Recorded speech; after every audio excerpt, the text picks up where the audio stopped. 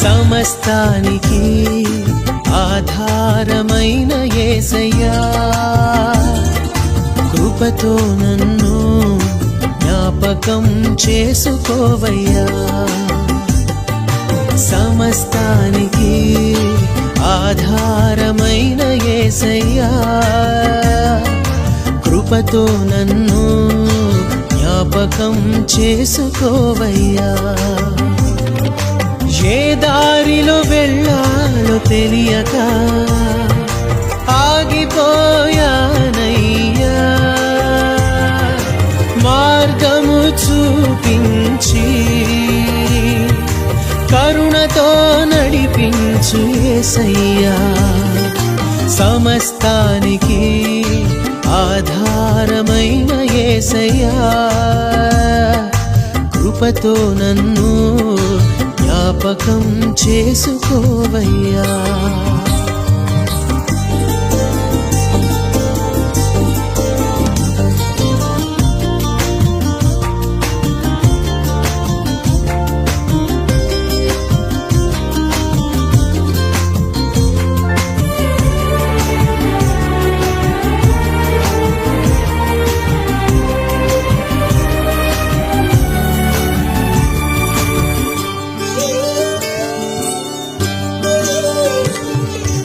ఆత్మలో కృంగి అలసిన నాకు నీవే ఆధారము,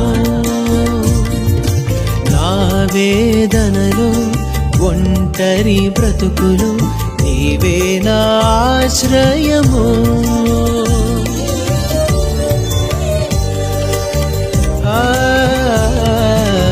ఆత్మలో కృంగి అలసిన నాకు నీవే ఆధారము,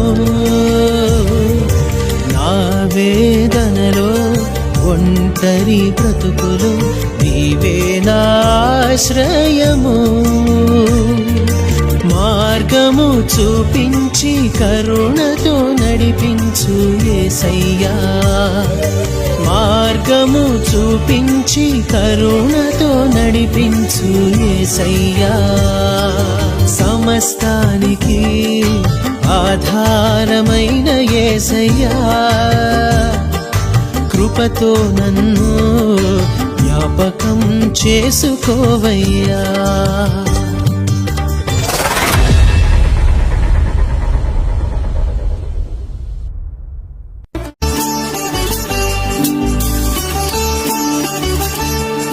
సర్వ కృపానిధి దేవుని అతి పరిశుద్ధ నామంలో క్రీస్తు యేసునందు ప్రియులైన సహోదర సహోదరులకు ప్రభును రక్షకుడైన యేసుక్రీస్తు వారి యొక్క శక్తిగల నామంలో శుభాలు వందనాలు తెలియచేస్తూ 2024వ సంవత్సరం ముగింపు నెలలో ప్రభు తన విశేష కనికరమును బట్టి స్థానిక బేతనీ మందిరం ద్వారా ఏర్పాటు చేసిన ఈ ప్రత్యేకమైన సువార్త కూడికల్లో 2వ దినం రాత్రి సభకు విచ్చేసిన ప్రియులైన మీ అందరికీ నా హృదయపూర్వకమైన వందనాలు చెల్లిస్తూ మీతో కలిసి ఈ దినాలలో సహవాసం కలిగి ఉండడానికి సంగమునకు దేవుడు అనుగ్రహించిన పెద్దలను బట్టి పరిచారకులను బట్టి వారు నాకు ఇచ్చిన ప్రేమపూర్వకమైన ఆహ్వానాన్ని బట్టి నేను వారికి కృతజ్ఞతనై వారికి వందనాలు చెల్లిస్తా ఉన్నాను. చదవబడిన వాక్యములో నుండి ఒక 2 మాటలు చదివి చిన్న ప్రార్థనతో నా ధ్యానాన్ని ఆరంభిస్తాను. అపోస్తలుడైన పౌలు ఫిలిప్పీయులకు రాసిన పత్రిక 3వ అధ్యాయం 13, 14 వచనాలు ఇలా ఉన్నాయి. సహోదరులారా, నేను ఇదివరకే పట్టుకొని ఉన్నానని తలంచుకొనను. అయితే ఒకటే చేయుచున్నాను, వెనుక ఉన్నవి మరచి ముందున్న వాటి కొరకై వేగిరపడుచు క్రీస్తు యేసునందు దేవుని ఉన్నత పిలుపునకు కలుగు బహుమానం పొందవలనని గురి యొద్దకే పరిగెత్తుచున్నాను. ప్రభు ఈ వచనాలు మన ధ్యానం కొరకై ఆశీర్వదించి అనుగ్రహించాలని ఆశిద్దాం. పరమ తండ్రి, మీకు కృతజ్ఞతలు. ఈ 2వ దినం సాయంకాలపు కూడికలో చక్కని సావాస సమయాలు మీరు మాకు ప్రసాదించినందుకు మీకు కృతజ్ఞతలు నాయన. చక్కని ప్రార్థనలు, పాటలు, సంగీతం, ఈ మంచి సావాసం మా ఆత్మల క్షేమం కొరకు మీరు అనుగ్రహించగా వాక్య సందేశం కూడా వినేందుకు మమ్మల్ని మేము సంసిద్ధపరచుకొని నీ మందిరములో కూర్చున్నాం. ఇది నీ మందిరం, ఈ ప్రజలు నీ ప్రజలు. నేను మాట్లాడేది నీ వాక్యం, నేనును నీ సేవకుడను. ప్రభువా, ఈ ప్రజలకు నీ మాటలు ప్రకటించి నేను భ్రష్టుడను కాకుండానట్లు నా ఎడల మీ కనికరం మీరు చూపండి. నా యొద్ద నుంచి వాక్యాన్ని ఈ ప్రజలు విని దానిని అనుసరించక పాటించక తమ్ము తాము మోసం చేసుకుని దుస్థితి ఎవరికి రాకుండా మీరు సహాయపడండి. మెట్టుకు ఈ రాత్రి సిలువ వేయబడిన మా ప్రభువైన యేసుక్రీస్తు వారు మా మధ్య బహుగా హెచ్చింపబడినట్లు మీరే మీ ఆత్మకార్యం జరిగించమని బలహీనుడను నిష్ప్రయోజకుడైన నీ దాసుడను నన్ను బలపరిచి ఈ ప్రజల క్షేమం కొరకు మీరే నన్ను వాడుకుందురని క్రీస్తు యేసు నామంలోనే స్తోత్రాలు చెల్లించి అడిగి వేడుకొని మీకే ప్రార్థిస్తున్నాము తండ్రి. Amen, amen. ప్రభు నందు ప్రియ సహోదర సహోదరులారా, అపోస్తలుడైన పౌలు సంఘములకు ఆయన వ్రాసిన పత్రికలు 7 సంఘాలకై ఉన్నాయి. కొరింథీ సంఘానికి 2, తెస్సలోనిక సంఘానికి 2 మినహాయిస్తే ప్రతి సంఘానికి చెరొక పత్రికను రాసి ఆయన పంపించాడు. వాటిని పరిశుద్ధాత్మ దేవుడు సంకలనం చేసి బైబిల్ గ్రంథంలో దాన్ని ఉంచాడు. ఈ 7 సంఘాలకు ఆయన వ్రాసిన పత్రికలు చదువుతా ఉన్నప్పుడు ఈ 7 సంఘాలలో పౌలు హృదయానికి చాలా ఆనందాన్ని కలిగించే, తనకు ప్రియమైన సంఘం ఏదైనా ఉందా అంటే అది ఫిలిప్పీ పట్టణంలో ఉన్న సంఘమే. ఆ మాట ఎందుకు చెప్పాల్సి వస్తుంది అని అంటే, ఈ సంఘస్థులను ఆయన సంబోధించి ఆయన వ్రాసిన మాటలు చూస్తే వీరిని ఆయన బాగా ప్రేమిస్తున్నాడు అని మనకు తెలిసిపోతుంది. చూస్తారా, 4వ అధ్యాయం 1వ వచనంలో ఏముందో? కావున నేను అపేక్షించు నా ప్రియ సహోదరులారా, నా ఆనందమును నా కిరీటమనయ్యున్న నా ప్రియులారా, ఇట్లు ప్రభువునందు స్థిరులై ఉండుండి. ఈ వచనములో ఈ సంఘస్థులను ఆయన మాట్లాడుతున్న మాటల్లో ఆయన సంబోధించిన తీరు చూస్తే ఫిలిప్పీ సంఘస్థులారా, మీరే నా అపేక్ష, మీరే నాకు ప్రియమైన సహోదరుడు, మీరే నా ఆనందం, మీరే నా కిరీటం అని ఆయన అంటున్న మాటలు చూస్తూ ఉన్నప్పుడు వీరిని ఆయన ఎంతగా ప్రేమిస్తున్నాడా అని అనిపిస్తుంది. ఒక విచిత్రమైన విషయం ఏమిటి అంటే, ఫిలిప్పీ పట్టణంలో స్థాపించబడిన ఆ సంఘం ఒక స్త్రీతో అది మొదలయ్యింది. లూదియా అనే ఆమె నదీ తీరమున జరుగుతున్న ప్రార్థనా కూడికలో ఉంటూ ఉండగా దైవజనుడు చెప్పిన వాక్యాన్ని వినే ఆ నేపథ్యంలో దేవుడు ఆమె హృదయాన్ని తెరవగా, లూదియా హృదయాన్ని దేవుడు తెరిచాడు. లూదియా తన గృహ తలుపులు సేవకులకు తెరిచింది. దేవుడు ఆమె హృదయాన్ని తెరిస్తే ఆమె సేవ జరగాలని తన గృహ తలుపులు తెరిచి వారికి ఆతిథ్యం ఇచ్చి అక్కడ నుంచి పరిచర్య జరిగించింది. ఆ ఆరంభ పరిచర్యలో మరొక ఆమె తోడయింది. పుతోను దెయ్యం పట్టిన ఒక సహోదరి, ఆమె కూడా దైవజనుల సేవలో స్వస్థతనుంది. ఆ సేవ ఆరంభంలో ఆమెను కూడా మనం చూస్తాం. అటు తరువాత ఫిలిప్పీ పట్టణంలో ఉన్న జైలరు, అదే చెరసాల అధిపతి, అలాగనే వారి కుటుంబం ఈ పరిచర్యలో జతకట్టగా ఈ సంఘం దేవుని యొక్క ఆశీర్వాదంతో అంచెలంచెలుగా అభివృద్ధి చెందుతూ వచ్చింది.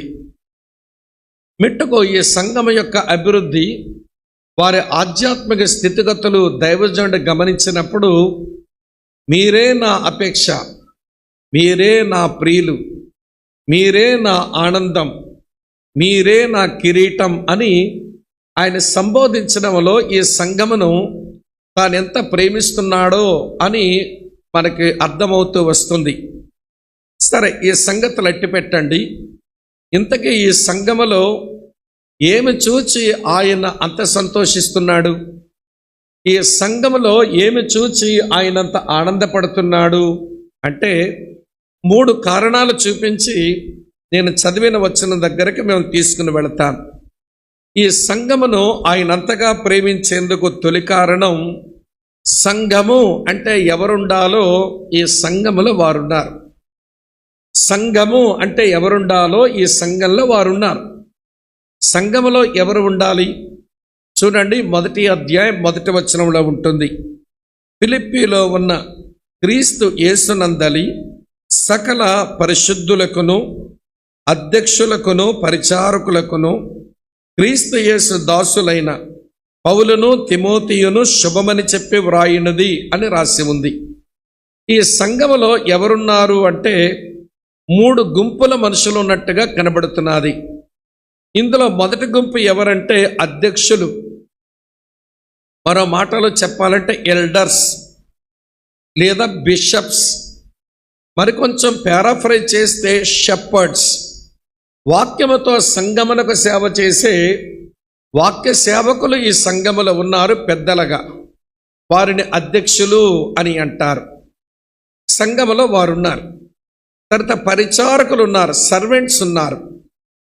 మామూలు భాషలో డీకన్స్ అని అంటారు. ఇందులో డీకనెసెస్ కూడా ఉండొచ్చు. పరిచారకురాళ్ళు కూడా ఉంటారు. ఈమె ఒక పరిచారకురాలు. అలాగనే స్త్రీలు పరిచారకురాలుగా ఉండొచ్చు అన్నమాట. సరే, ఈ సంఘములో పరిచారకులు ఉన్నారు, వీళ్ళు సర్వెంట్స్ అని అంటాం. ఈ గుంపు కూడా సంఘములో ఉండాలి. వాక్య పరిచారకులు షెపర్డ్స్ ఉండాలి. అలాగనే సంఘమునకు పరిచర్య అందించే సర్వెంట్స్ కూడా ఉండాలి. 3వ సంగతి, సంఘంలో సెయింట్స్ ఉన్నారు, పరిశుద్ధులు ఉన్నారట.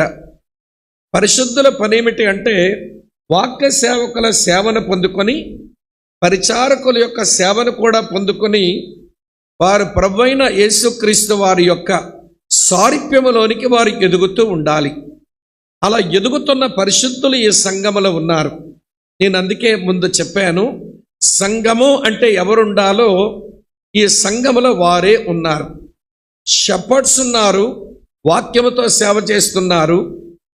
సర్వెంట్స్ ఉన్నారు, అందరికీ పరిచర్యను అందిస్తున్నారు. సెయింట్స్ ఉన్నారు, వాక్య సేవకుల పరిచారకుల యొక్క సేవలు అందుకొని వారు ప్రభువులో ఎదుగుతా ఉన్నారు. ఈ సంఘమును ఆయన అంతగా ఇష్టపడేందుకు ఇది ఒక ప్రధానమైన కారణం. ఒకటి. నెంబర్ 2, రెండో సంగతి చెప్తాను వినండి. సంఘము అంటే ఏ పని మీద ఉండాలో ఈ సంఘం ఆ పని మీదనే ఉంది. సంఘం ఏ పని మీద ఉండాలి, ఈ సంఘం ఏ పని మీద ఉంది చూపిస్తాను చూడండి. ఫిలిప్పీ పత్రిక 1వ అధ్యాయం 3వ వచనంలో ఇలా కనబడుతుంది. మొదటి దినము నుండి ఇది వరకు సువార్త విషయములో మీరు నాతో పాలివారై ఉండుట చూచి మీలో ఈ సత్క్రియను ఆరంభించిన వాడు యేసుక్రీస్తు దినము వరకు దాన్ని కొనసాగించునని నేను రూఢిగా నమ్ముచున్నాను అన్నాడు. ఈ సంఘస్థులు ఎట్లున్నారంటే సువార్త పరిచర్యలో పాలివారయ్యారట. మీరు 7వ వచనంగాను చూస్తే సువార్త పక్షమున వాదించేవారయ్యారు అంటాడు. మళ్ళీ అదే 7వ వచనంలో చూస్తే సువార్త సత్యమును స్థిరపరిచేవారు అయ్యారు అంటాడు. అలాగనే మళ్ళీ 27వ వచనం 28కు వస్తే సువార్త విశ్వాస పక్షమున పోరాడేవారు అయ్యారట. ఈ మాటలన్నీ గమనిస్తారా? సంఘము అంటే ఏ పని మీద ఉండాలి అంటే సువార్త చేసే పని మీదనే ఉండాలి. ప్రభువైన యేసు ప్రభువారు వెళ్ళిపోతూ మీరు సర్వలోకమునకు వెళ్ళి సర్వ సృష్టికి సువార్తను ప్రకటించండి అన్నాడు. సంఘం ఈ పని మీద ఉంటేనే అది ఆరోగ్యకరమైన సంఘం అన్నమాట. కనుక ఫిలిప్పీ సంఘం ఎంత హెల్దీ చర్చ్ అంటే వాళ్ళు సువార్త పనిలోనే ఉన్నారట. సువార్త పనిలో పాలివారయ్యారు, సువార్త సత్యం కొరకు వాదిస్తున్నారు, సువార్త సత్యాన్ని స్థిరపరుస్తున్నారు, సువార్త సత్యం కొరకు పోరాటాలే చేస్తున్నారట. ఈ మాటలన్నీ చూస్తున్నప్పుడు ఈ సంఘం ఏ పని మీద ఉండడం దేవుని చిత్తమో ఈ సంఘం ఆ పని మీదనే ఉంది. అందుకే పౌలు భక్తులకు ఈ సంఘం అంటే అంత ప్రేమ వచ్చిందన్నమాట. వింటున్నారు కదూ? సంఘము అంటే ఎవరుండాలో వారున్నారు. సంఘం ఏ పని మీద ఉండాలో ఆ పని మీదనే ఉంది. 3వ కారణం చెప్పి ముందుకు వెళ్ళిపోతాను. ఈ సంఘం అంటే ఆయనకు అంత ఇష్టం అవ్వడానికి 3వ కారణం, సంఘములో ఏది కనబడాలో అది కనబడుతుంది. సంఘంలో ఏమి కనబడాలి చదువుతాను చూడండి. 4వ అధ్యాయం 18వ వచనం. ఫిలిప్పీలకు రాసిన పత్రిక 4వ అధ్యాయం 18వ వచనం. నాకు సమస్తమును సమృద్ధిగా కలిగి ఉన్నది. మీరు పంపిన వస్తువులు ఎపఫ్రోదితు వలన పుచ్చుకొని ఏమియో తక్కువ లేక ఉన్నాను. అవి మనోహరమైన సువాసనయు దేవునికి ప్రీతికరమును ఇష్టమైన యాగములను అయ్యున్నవి అని రాసి ఉంది. సంఘములో ఏమి కనబడాలి అంటే దాతృత్వం కనబడాలి. దాతృత్వం కనబడాలి. ప్రభునందు ప్రియమైన స్నేహితులారా, ఈ రోజున సంఘంలో దాతృత్వం కనబడితే అంటే ఇచ్చే గుణం కనబడకపోతే ఆ సంఘం ప్రియులారా లేమిలో ఉంటుంది, అది పేదరికంలోనే ఉంటుంది.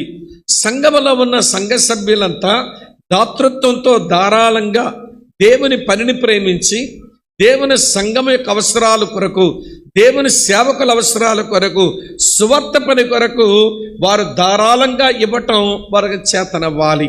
ఫిలిప్పీ సంఘం ఎంత యోగ్యమైన సంఘం అంటే ఎక్కడో చెరసాలలో ఉన్న సేవకుడైన పౌలు అవసరం ఏంటో తెలుసుకొని వారు కొంచెం పైసలు వస్తువులు పోగు చేసి ఇవన్నీ ఎవరు తీసుకుని పోతారు అని అంటే ఎపఫ్రోదితు అని యవనస్తుడు లేచాడు, తాను అవన్నీ తీసుకుపోయి అందిస్తాను అంటే ఆయనతో ఇవన్నీ ఆయనకు చేరవేశారన్నమాట.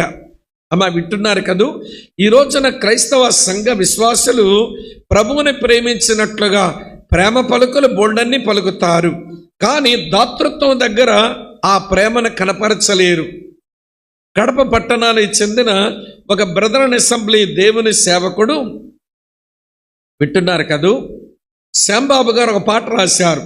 కానుకల పాత్ర కరమును తాకంగా కడు ప్రేమ నొలకించు పెదవులనే కాక కనపరుచుము నీ ప్రేమను కానుక రూపమున అన్నాడు. పెదాలతో ప్రభువా నేను ప్రేమిస్తున్నానని చెప్పడం కాదు, ప్రభు యొక్క పరిచర్య అవసరాలు గుర్తించి నీ ప్రేమను కానుక రూపంలో చూపించు అని రాసినాడు పెద్ద ఆయన పాట. సరే, నేనెందుకు ఈ విషయం చెప్పాను అంటే, ఏ సంఘం ప్రభుకి, ఏ సంఘం ప్రభు పరిచారకుడికి ప్రీతికరంగా ఉంటుంది అంటే, సంఘం అంటే ఎవరుండాలో వారుండాలి, సంఘం ఏ పని మీద ఉండాలో పని మీద ఉండాలి, సంఘములో ఏది కనబడాలో అది కనబడాలి.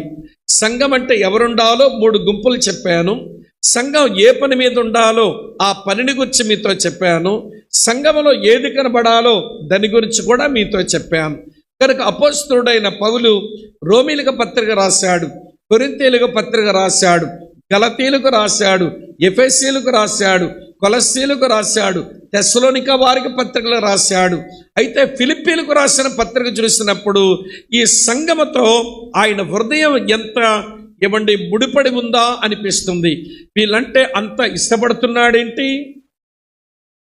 ఆడవాళ్లతో ప్రారంభించబడిన సంఘం అది అంచెలంచెలుగా పెరుగుతూ వచ్చింది. అందుకు దేవునికి స్తోత్రం. కాకపోతే ఇప్పుడు కూడా వీళ్ళు చాలా బాగున్నారు, కానీ చిన్న సమస్య ఏమిటి వీళ్ళ మధ్య సమస్య అంటే, ఆడవాళ్ళ మధ్యలోనే గిల్లి కజ్జాలు వచ్చాయి. ఆడవాళ్ళ వల్లే మంచి సేవ జరుగుద్ది, కానీ ఆడవాళ్ళు సరిగా ఉండకపోతే చాలా తంటాలు కూడా వస్తాయి. ఈ ఫిలిప్పీ సంఘంలో కూడా అంతే. అవండి, ఆ లూదియా సహోదరి వలన, పుతోను దెయ్యం పట్టిన అమ్మాయి వలన సంఘం ఆవిర్భవించింది. అది చాలా పెద్దదైపోయింది. ఇప్పుడు పౌలు పత్రిక రాసే సమయానికి ఆ సంఘంలో 2 సిస్టర్స్ ఉన్నారు. ఒక అక్క పేరు యవోదియా, మరో అక్క పేరు సుంటకే. వీళ్ళిద్దరికీ పడ్డంలా. నేను ఒక మాట మీతో చెప్పనా, 100 క్రాఫ్లున్నా పెద్ద గొడవలు ఉండవు, కానీ 2 పిలకలుంటే చాలు ముడిపెట్టేసుకుంటారంట. నీకు అర్థమైందో లేదో? 100 క్రాఫ్లున్నా పెద్ద ఇబ్బంది ఏమి ఉండదంట. రెండే పిలకలు చాలు. అది కాస్త అత్త పిలక, కోడల పిలక అయ్యిందనుకోండి, ఇక్కడ సంఘ పెద్దలు చచ్చినట్టే తగులు తెరచడానికి. కనుక ఆడవాళ్ళు ఎంత మంచి వాళ్ళో అదే ప్రమాదకరమైన మనుషులు. దేవుని చేత వాడబడ్డారా ప్రయోజనకరమైన పని చేస్తారు, సాతాను చేతిగా చిక్కారా ఎంత కీడు చెయ్యాలో చేసి పెట్టేస్తారు. ఈ సంఘంలో కూడా అంతే. యవోదియా సిస్టర్ ఉందంట. యవోదియా అనే మాటకు అర్థం ఏంటనంటే పరిమళ వాసన అని. అంటే తెలుగులో మన పేరు పరిమళ కుమార్ అన్నమాట. యవోదియా అంటే పరిమళ వాసన, పరిమళ కుమార్ అన్నమాట. ఈమెకు అందరికి భలే ఫ్రాగ్రెన్స్ ఇస్తుంది, కానీ ఈ సొంటకేక మాత్రమే దుర్వాసన కొడుతుంది పాపం. అర్థమవుతుందా అండి? సొంటకాయ అనే మాటకు అర్థం ఏంటనంటే స్నేహశీలి, అంటే మన తెలుగు భాషలో పారాఫ్రైజ్ చేసే స్నేహలత అని పేరు. ఈవిడ గారు అందరితో స్నేహం చేస్తుంది, కానీ యవోదీన మాత్రం శత్రువుగా ఎంచుకుంటుంది. వింటున్నారా ఈ మాట? ఇది కూడా ఉండకూడదు.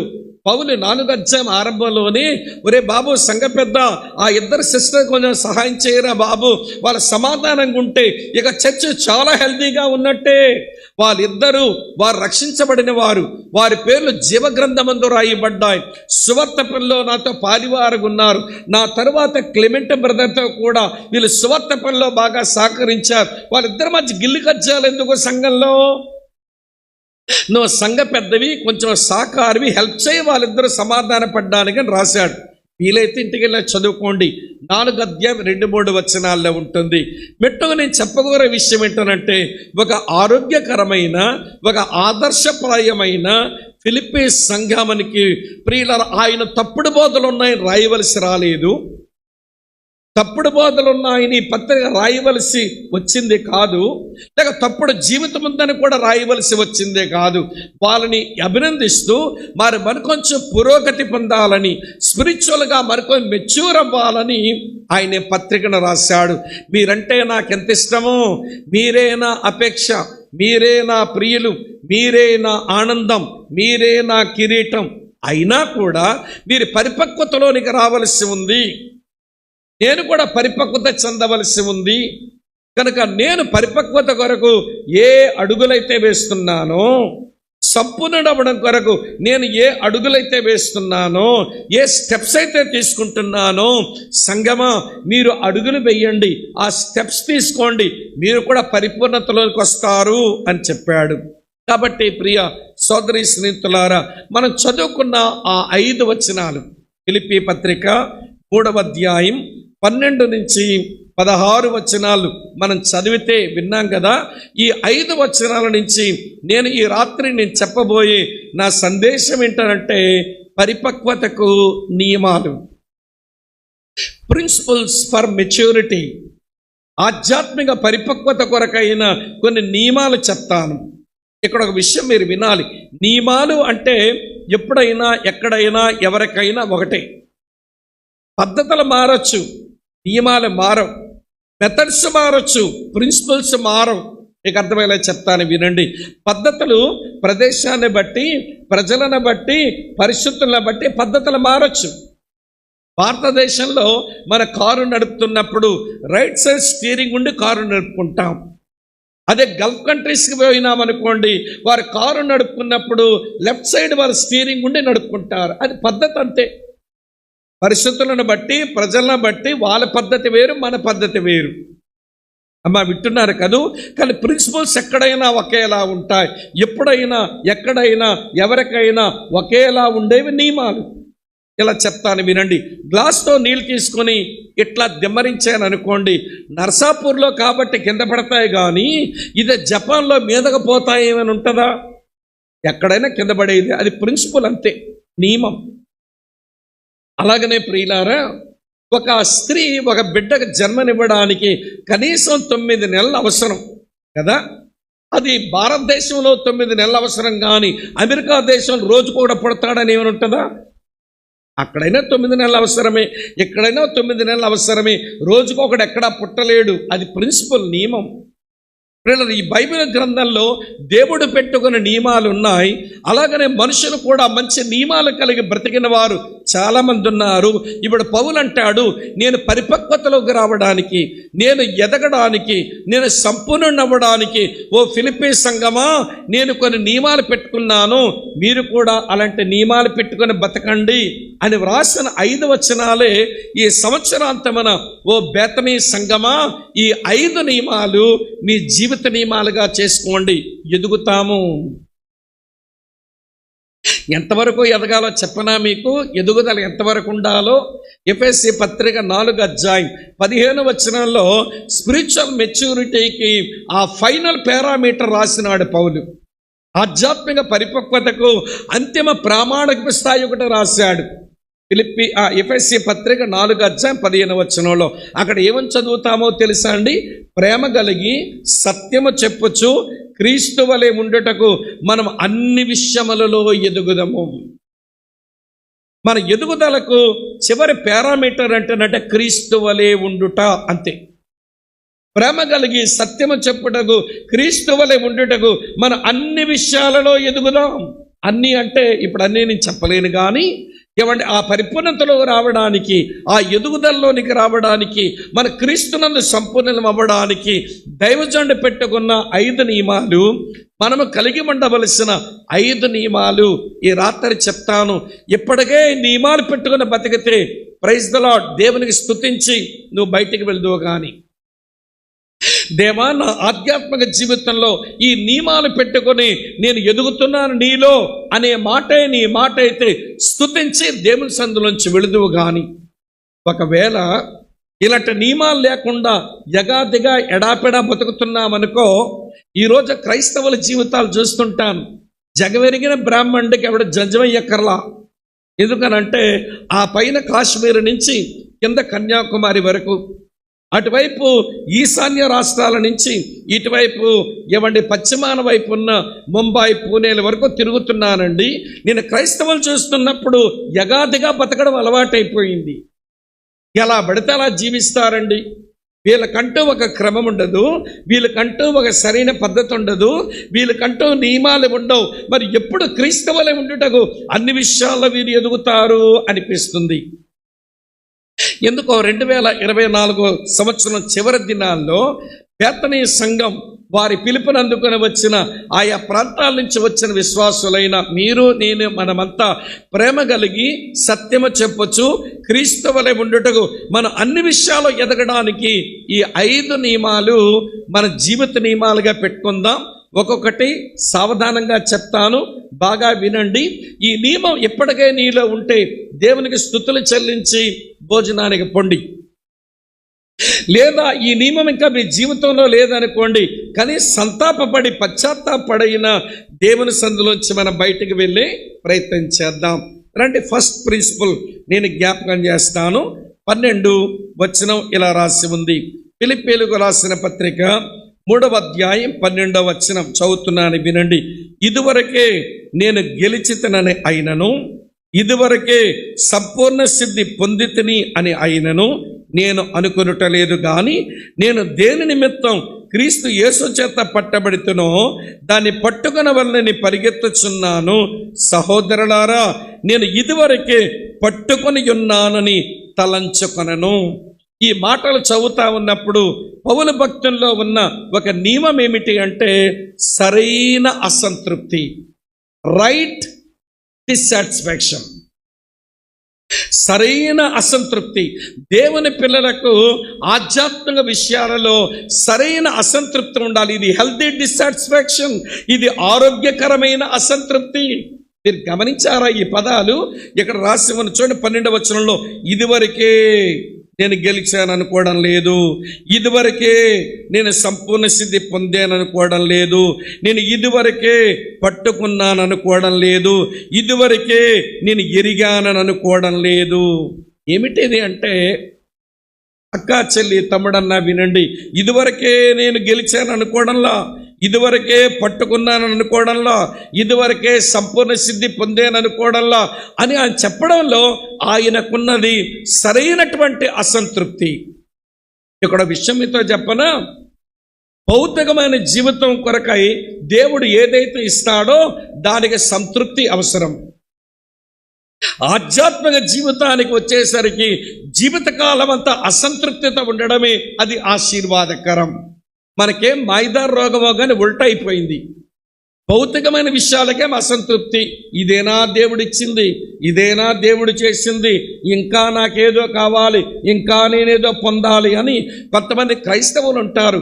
వీళ్ళు భలే భలే పేర్లు పెట్టుకుంటారు, కానీ వీళ్ళు పేర్లు మార్చి జలగా నల్లని పెట్టుకుంటే మంచిదేమో.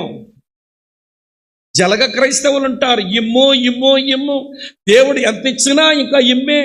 కొంతమంది నల్లుల్లాంటి వాళ్ళు ఉంటారని పీకు తినేస్తారు దేవుణ్ణి. ఇస్తావా సస్తావా అన్నట్టుగా దేవుడు ఎంత ఇచ్చినా ఇంకేదో కావాలి వీళ్ళకు, దేవుడు ఎంత చేసినా ఇంకేదో కావాలి వీళ్ళకు, తృప్తి ఉండదు. కానీ పౌలు అట్లాంటి వాడు కాదండి.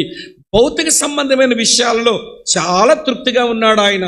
ఇక్కడ చూపిస్తాను చూడండి, 4వ అధ్యాయం 11వ వచనం చూస్తారా? మీకు రైట్ సైడ్ ఉన్న కాలంలో చూడండి, ఫిలిప్పీ పత్రిక 4:11. నాకు కొదువ కలిగినందున నేను ఎలాగ చెప్పడం లేదు, నేను ఏ స్థితిలో ఉన్నానో ఆ స్థితిలో సంతృప్తి కలిగి ఉండడం నేను నేర్చుకున్నాను. అక్క చెల్లి తమ్ముడన్నా వినండి, నా భౌతిక జీవితం కొరకు నా దేవుడు నాకు ఏదైతే ఇచ్చాడో వాటి విషయంలో చాలా తృప్తిగా నేను ఉన్నాను. నాకు అసంతృప్తి ఏంటనంటే, దేవునిలో నేను పట్టుకోవలసింది ఇంకా పట్టుకోవాలా, దేవునిలో నేను గెలవాల్సింది ఇంకా గెలవాలా, దేవునిలో నేను పొందుకోవలసింది ఇంకా పొందుకోవాలా. ఆధ్యాత్మిక జీవితం కొరకు అసంతృప్తి, భౌతిక జీవితం కొరకు సంతృప్తి. అది పౌలన్న అనుభవం.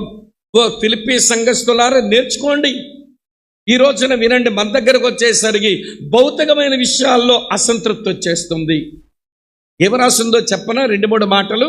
ఎబ్రీ పత్రిక 13వ అధ్యాయం 5వ వచనంలో, ఎబ్రీలకు రాసిన పత్రిక 13వ అధ్యాయం 5వ వచనంలో ఇలాగంటాడు, ధనాపేక్ష లేని వారై మీకు కలిగిన దానితో మీరు సంతృప్తి పొంది ఉండండి అన్నాడు. ధనాపేక్ష లేని వారై మీకు కలిగిన దాంతో మీరు సంతృప్తి కలిగి ఉండండి అన్నాడు. బాప్తిసమిచ్చి యోహాను కూడా బోధిస్తూ లూకాసు వార్త 3వ అధ్యాయం 14వ వచనంలో, లూకాసు వార్త 3వ అధ్యాయం 14వ వచనంలో, హే సైనికులారా, మీరు మారు మనసుకు తగిన ఫలం ఫలించాలనంటే ఎవరిని బాధ పెట్టద్దు, ఎవరి మీద అపనింద వేయొద్దు, మీ జీతములతో మీరు సంతృప్తి కలిగి ఉండండి అన్నాడు. కలిగిన దానితో సంతృప్తి, దేవుడిచ్చిన జీతాలతో సంతృప్తి, అది ఆరోగ్యకరమైన సంతృప్తి ఉండనివ్వండి. అది కానీ ఆరోగ్యకరమైన అసంతృప్తి కలిగి ఉండండి. దేవునితో మన నడక విషయానికి వచ్చేసరికి దేవునిలో మనం ఎదిగే విషయానికి వచ్చేసరికి మనం ఆరోగ్యకరమైన అసంతృప్తి ఉండాలి. ఇంకా నేను ఎరగవలసింది ఎంతో ఉంది, ఇంకా నేను చేపట్టవలసింది ఏదో ఉంది, ఇంకా నేను పొందవలసింది ఏదో ఉంది, ఇంకా నేను దేవునిలో సాధించవలసింది ఏదో ఉంది అని అనుకోవడం రావాలి. మీకు విడ్డూరమైన విషయం చెప్పనా ప్రియులారా, పౌలు ఈ పత్రిక రాసే సమయానికి అతని సేవా వయసు 25 years అండి. 25 సంవత్సరాల సేవకుడు.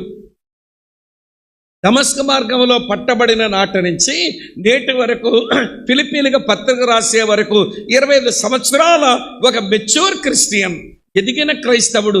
కానీ ఏమనుకుంటున్నాడండి ఆయన?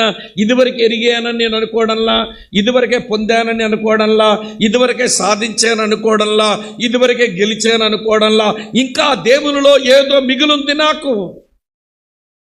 ఆయనను ఇంకా ఎరగాలి, ఆయన కొరకు ఇంకా గెలవాలి, ఆయనలో పొందవలసింది ఇంకా పొందాలి, ఆయనలో మారటంలో నేను చాలా ఎదగాలి అనుకుంటున్నాడు. 25 సంవత్సరాల సేవకుడు కదా. ఇంకొక విడ్డూరమైన విషయం చెప్తాను.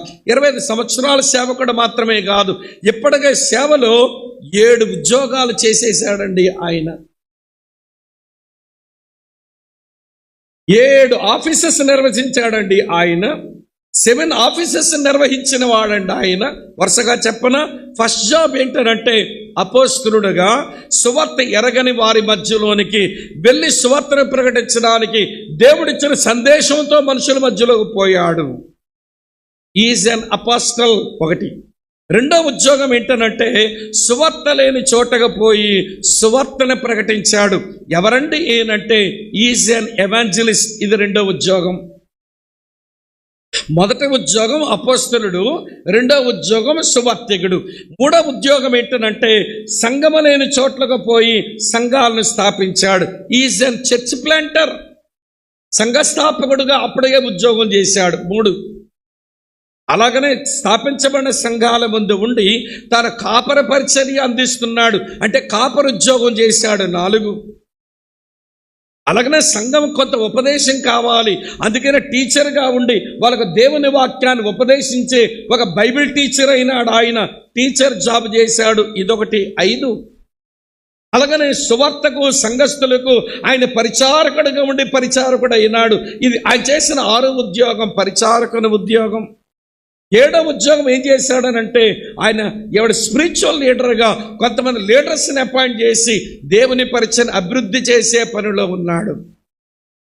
మెట్టుకు నేను చెప్పగోరే విషయం ఏంటనంటే ఆయన సేవలో 7 ఉద్యోగాలు చేసిన వాడు ఇంకా నేను ఎరగాలందంటున్నాడు ఏంటండి, ఇంకా నేను పొందవలసింది ఏదో ఉంది అంటున్నాడు ఏంటండి. ఈరోజు మనం చేస్తున్న భక్తి, మనం ఎరిగిన విషయాలు మీరేమనుకోకపోతే చెప్పనా, మనం ఎరిగింది చేస్తుంది ఆవగించంత అయితే చెప్పుకునే కబుర్లు కొబ్బరి బండం అంత అయ్యాయి. ఎరిగింది ఆవగించంత, కబుర్లు కొబ్బరి బండం అంత. ఏమిటోనండి ఈనాటి క్రైస్తవ్యం, నేను ఏమి ఎరగాల్సిన అవసరమే లేదు అన్నట్టు కూర్చుంటారు. ఏమండి, నాకు బైబిల్ ప్రొఫెసర్ ఉన్నాడు డల్లాస్ ఏమండి థియలాజికల్ సెమినరీలో పనిచేస్తాడు. ఓల్డ్ టెస్టమెంట్ ప్రొఫెసర్, నా ప్రొఫెసర్ ఆయన. 27 సంవత్సరాలుగా మినిస్ట్రీలో ఉన్నాడండి. ప్రపంచంలో ఉన్న టాప్ మోస్ట్ థియాలజియన్స్ 5గురిలో ఆయన ఒకడు. ఇలాగా హీబ్రూ చూస్తాడు, కళ్ళు హీబ్రూ చూస్తాయి, నోట్లోంచి ఇంగ్లీష్లో చెప్పేస్తాడు ఆ మాటలు. స్పీడ్గానే చదువుతాడు. అతను చూసింది ఇంగ్లీష్ కాదు, చూస్తుంది హీబ్రూ బైబిల్, చూస్తుంది గ్రీక్ బైబిల్. ఇట్లా కళ్ళేమో హీబ్రూ గ్రీకు చూస్తాయి, నోట్లోంచి ఇంగ్లీష్ వస్తుంది. నేను 10 గంటలను కూర్చునేవాడిని, ఒక చిన్న పదమైనా మిస్ అవుతాడేమోనని.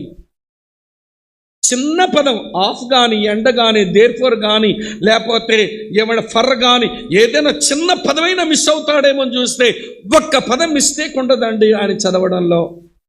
ఇంత ఎరిగిన వాడు కూడా ఇంకా బైబిల్ పట్టుకొని చదువుకునే ఉంటుంటే ఒకసారి మేమే అడిగాం క్లాసులో, సార్ ఇంకా చదువుతున్నారంటే మీకు చాలా తెలుసు కదనంటే, లేదు నాకు తెలిసింది ఇంకా కొంచెమే, నాకు తెలియవలసింది ఎంతో మిగిలింది అంటున్నా.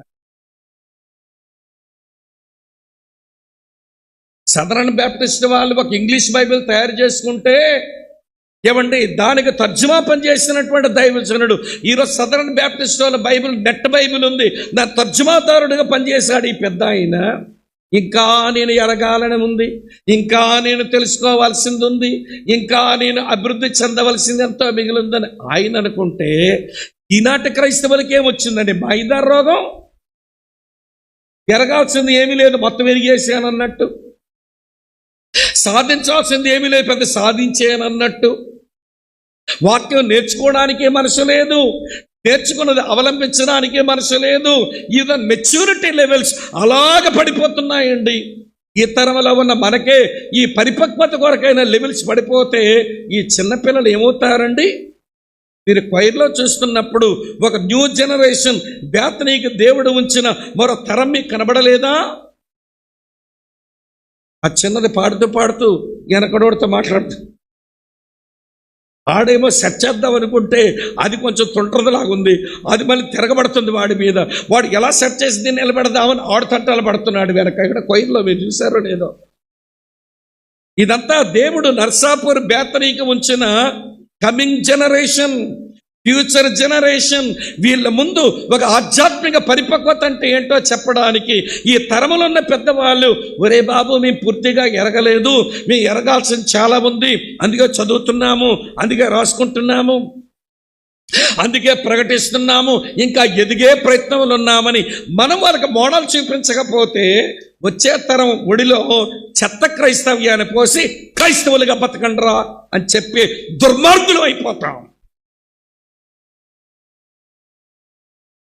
మరో తరం ఆధ్యాత్మిక విలువలేదో అర్థం చేసుకోకుండా వారు మిగిలిపోయే వాళ్ళుగా చేసామంటే మనం ఎవరో చెప్పమంటారా? స్పిరిచువల్ క్రిమినల్స్, ఆధ్యాత్మిక నేరస్తులు. నేరస్తులకు ఏం చేస్తారు? మీరు చెప్పర్లేండి, మెత్తనలుగా నేరస్తులను ఏం చేస్తారు? ఉరేసి చంపేస్తారు. ఈ ఆధ్యాత్మిక నేరస్తులకి ఉరేసి చంపేయాలి ఒక్కొక్కడిని.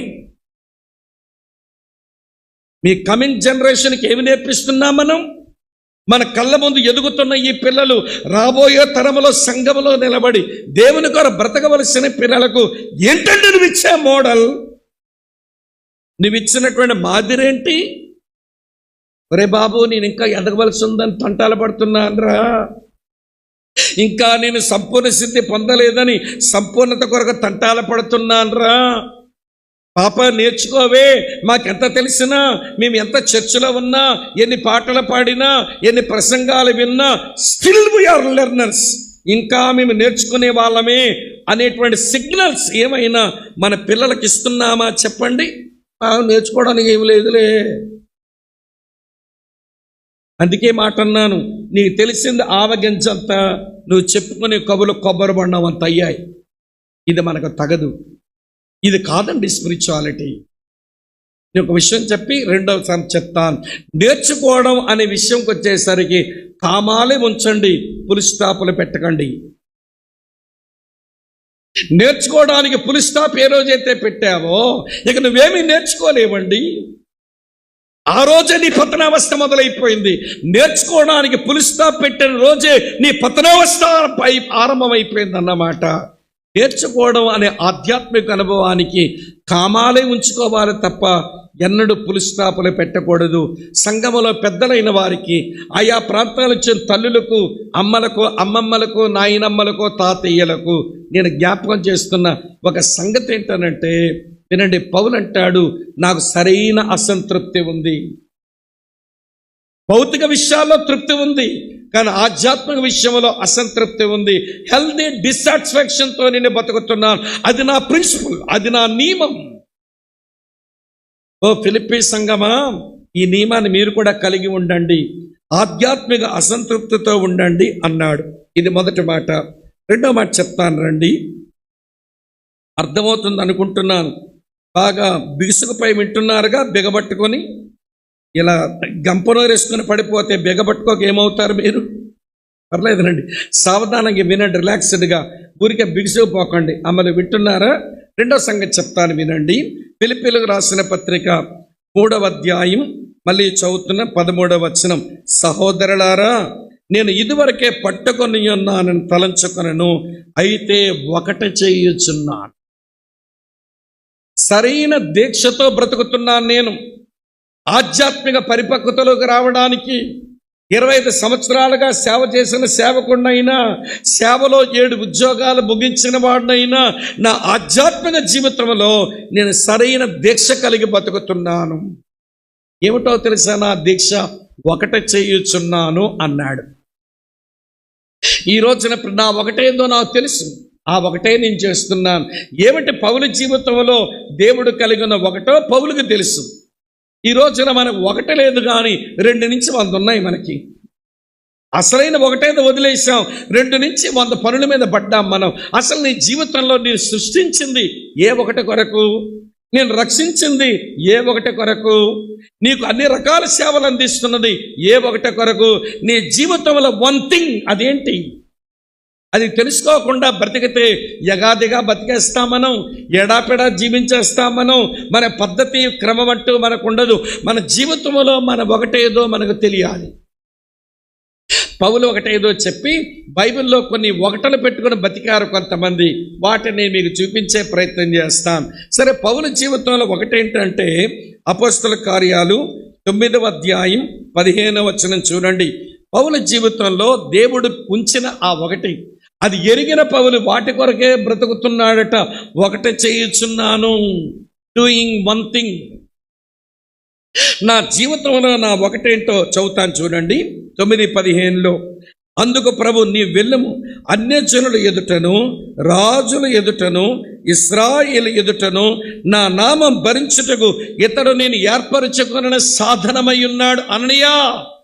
నువ్వేం డౌట్ పడద్దయ్యా. ఈ పౌలు అనబడని వ్యక్తి విషయంలో ఒకటి నేను కలిగి ఉన్నాను. ఆ ఒకటేదో అతను చేస్తాడు.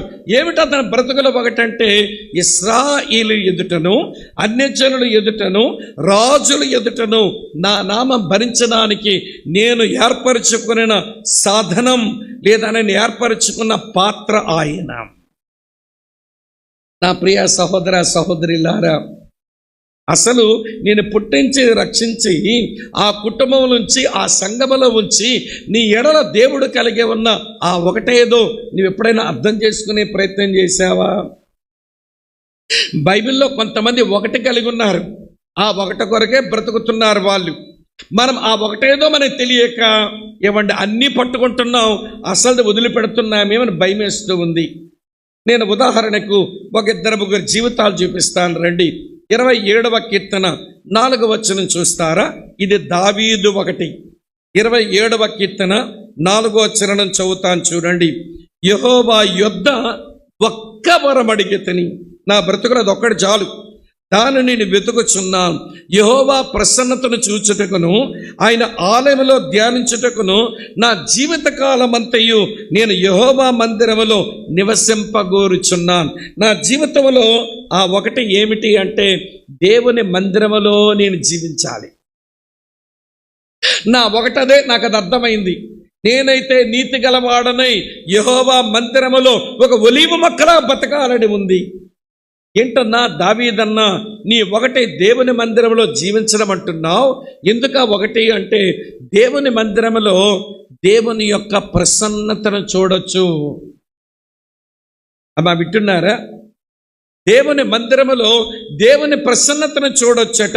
ఎవరు దేవుని ప్రసన్నతను చూచారో, మీరు బైబిల్ బాగా చదవండి, ఎవరు దేవుని ప్రసన్నతను చూచారో వారు దేవుని దగ్గర పెళ్ళుమనట్లా పగిలిపోయారండి.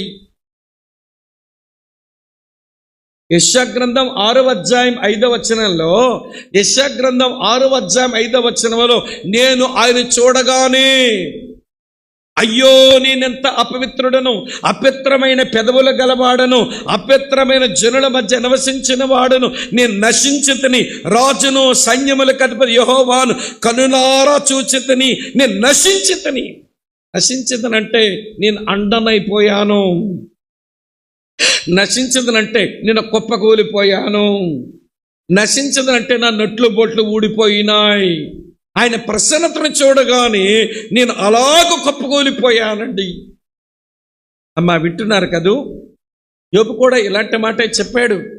యోబు గ్రంథం 42వ అధ్యాయం 5-6 వచనాలు మీరు గమనిస్తే యోబు ఇలాగంటాడు, దేవా వినికిడి చేత నేను గూర్చిన వార్త విన్నాను గాని ఇప్పుడు నేను కనులారా చూస్తున్నాను. కాబట్టి నన్ను నేను అసహించుకొని ధూళిలో బుడిదలో పడి నిన్ను పశ్చాత్తాపడుతున్నాను. దేవుని ప్రసన్నతను చూసినోడు ఎవడైనా అదే పరిస్థితికి వస్తాడు. ఈ రోజున దేవుని పాదాల దగ్గర ఇట్లా పగిలిపోయే అనుభవాలు ఎందుకు లోపించాయి క్రైస్తవ సంఘానికంటే దేవుని ప్రసన్నతను చూసే అలవాట్లు పోయినాయి మనకు. మరొక అనుభవం చెప్పనా? లూకాసు సువార్త 5వ అధ్యాయం 8వ వచనంలో, లూకాసు సువార్త 5వ అధ్యాయం 8వ వచనంలో పేతురు అంటాడు, ప్రభువా నేను పాపాత్ముడును, నన్ను విడిచిపెట్టి వెళ్ళిపో అంటున్నాడు. ఏమిటండి ఇలా పగిలిపోతున్నారంటే దేవుని ప్రసన్నతను చూసినప్పుడు ఎవరి జీవితంలోనే జరిగేది అదే, పగిలిపోతారు. ఆ పగిలే వారిని దేవుడు తీసుకొని ప్రయోజకులుగా చేస్తాడు. లోకానికి పగలంది కావాలి, దేవునికేమో పగిలిందే కావాలి. లోకానికి విరగంది కావాలి, దేవునికి విరిగిపోయిందే కావాలి. తెలుసా మీకు ఆ విషయం? ఇలా మీతో చెప్తాను వినండి. ఇలా అడిగితే జవాబిస్తారు మీరు. 5 రొట్టెలు 2 చేపలు ఎంతమంది భోజనం? 5 రొట్టెలు 2 చేపలు ఎంతమంది భోజనం? 5 రొట్టెలు 2 చేపలు ఎంతమంది భోజనం? ఇన్నిసార్లు అడిగినా మళ్ళీ 5,000 అంటారేంటండి? ఒక్కడ భోజనం. వాళ్ళమ్మ 5,000 మంది కట్టి పంపలా. ఈ 5 రొట్టెలు 2 చేపలు 5,000 మంది తింటారా కొడుకా అని పంపించలా. ఒక్కడ కొరకే ఇచ్చింది భోజనం. అది ఆ ఒక్కడి కొరకు వచ్చిన భోజనం యేసయ్య చేతిలో పగిలి విరిగిపోతే 5,000 మంది పొట్టలకు ఆహారం అయిపోయింది. అందుకనే దేవుని పిల్లలు ఇలా ప్రార్థన చేసుకోవాలి. ఎవరో రాశారు ఒక పాట, క్రైస్తవ సమాజంలోకి వచ్చింది. నీ చేతిలో రొట్టెను నేనయ్యా, చెప్పండి, విరువము యేసయ్యా. యాకోబుని విరిచావు ఎబ్బేకు రేవు దగ్గర, పౌలుని విరిచావు దమస్క మార్గంలో, నన్ను కూడా విరువు యేసయ్యా, నన్ను కూడా పగలగొట్టు. మా చర్చలో కొంతమంది అప్పుడప్పుడు ప్రార్థన చేస్తుంటారు. భలే నాకు ఇష్టం అనిపిస్తుంటుంది. ప్రభువా నన్ను విరువు నాయన, నన్ను వంచు నాయన, నన్ను పగలగొట్టు నాయన, నన్ను దొంచు నాయన అంటారు. ఒరివరే భలే ప్రార్థన చేస్తున్నారు అనిపిస్తుంది. మనకి ప్రార్థనలు రావట్లేదు ఈ రోజుల్లో. విరవమండం ఇష్టం లేదు, పగలగొట్టమండం ఇష్టం లేదు. స్కాట్లాండ్ దేశంలో రివైవల్ రావడానికి ఇవాన్ రాబర్ట్స్ అనే యవనస్తుడు అదే ప్రార్థన చేశాడు. Lord bend me and break me and bless my church. ప్రభా నన్ను వంచు, నన్ను విరుచు, నా సంఘాన్ని ఆశీర్వదించు. Lord bend my church and break my church and bless my nation అన్నాడు.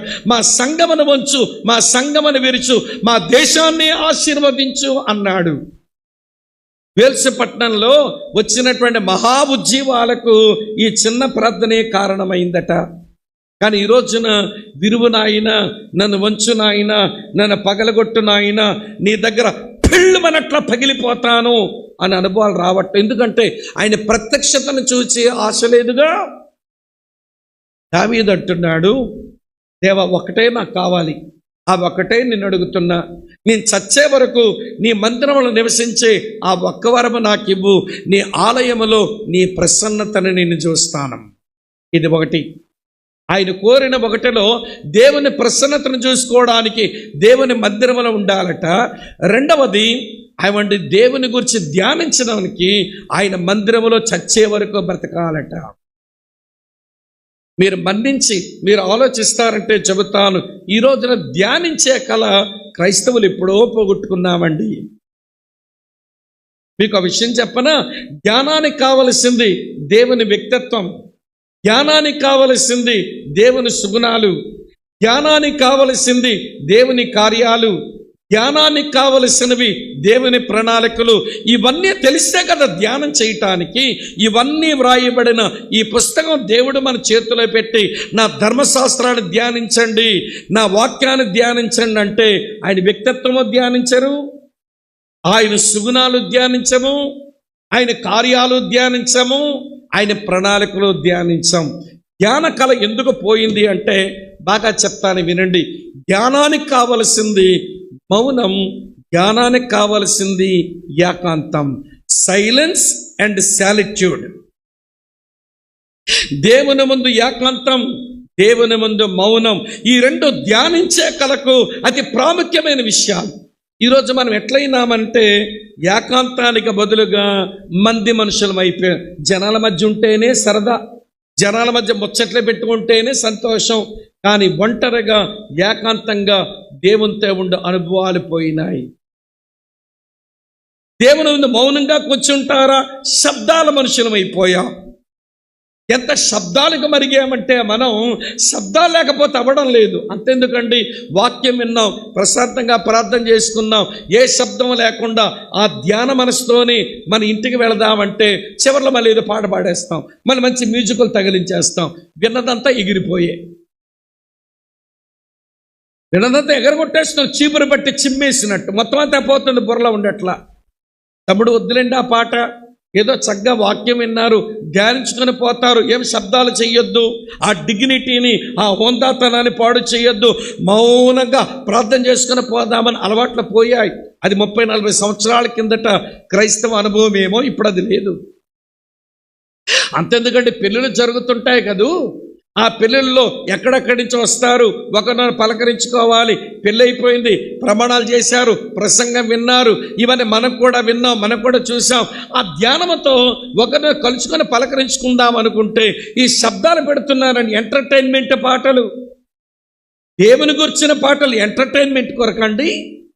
మరి ఏమిట్లా తయారు చేసింది క్రైస్తవ్యం నాకు అర్థం కావడంలా. ఇక పాటలు పెట్టి పాడుతుంటే ఈయనొచ్చి ఆయన పలకరింప, ఆలొచ్చి వీళ్ళు పలకరిస్తుంటే ఒకరి మాటలో వినపడకపోతే ఒకరి ముఖం మీద ఒక ముఖం పెట్టి మాట్లాడితే నా నోటు దుర్వాసనతో ఆయన ఇబ్బంది పడతాడు. ఏమైనా ఇట్లా మూసుకొని మాట్లాడతాడు ఈయన, ఇట్లా మూసుకొని వింటాడు ఆయన. నోరు మూసుకునేవాడు ఒకడు, ముక్కు మూసుకునేవాడు ఒకడు. ఏమిటి ఈ వ్యవహారం? ఇట్లా మూసుకొని మాట్లాడు ఆయన, ఇట్లా మూసుకొని వింటాడు అక్కడ వినే ఆయన. ఏమిటి ఈ వాతావరణం? ఇవ్వండి, ఇలా చెప్పామనుకోండి వీళ్ళు చేదస్తపోలండి అంటారు. దేవుని పాటలు, ధ్యానానికి సంబంధించిన పాటలు ఎంటర్టైన్మెంట్కి వాడుతున్నాం ఏంటండి? ఏమో ఎప్పుడు మారుతాదో ఈ క్రైస్తవ్యం తెలియటం లేదు, కానీ మొత్తానికి మనమైతే పాడు చేసామని అయితే అర్థమైపోయింది నాకు. కనుక వినండి ప్రియ సోదరి స్నేహితులారా, దావీదు అంటాడు, నా ఒకటి నాకు తెలుసు, దేవుని మందిరములో జీవితకాలం అంతా జీవించడమే నా ఒకటి. ఆ ఒకటిలో నేను దేవుని ప్రత్యక్షతను చూస్తాను, పగిలిపోతాను, దేవుని గురించి ధ్యానాలు చేస్తాను, నా దృక్పథాలు మార్చుకుంటాను. దైవ ధ్యానం చేసిన వాడు దృక్పథాలు మారుతాయి. దేవుని గురించిన ప్రత్యక్ష చూసేవాడు పగిలిపోతాడు, బ్రేక్ అవుతాడు. నా ఒక్కటి ఉంటే నాకు చాలనుకుంటున్నాడు ఆయన.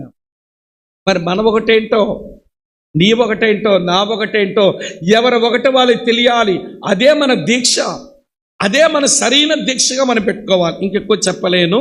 మరియమ్మ దగ్గర వెళదాం. ఈమె దగ్గర కూడా ఒకటి ఉందట. యేసయ్య చెప్పినాడు ఈమె ఒకటి పెట్టుకుంది అని.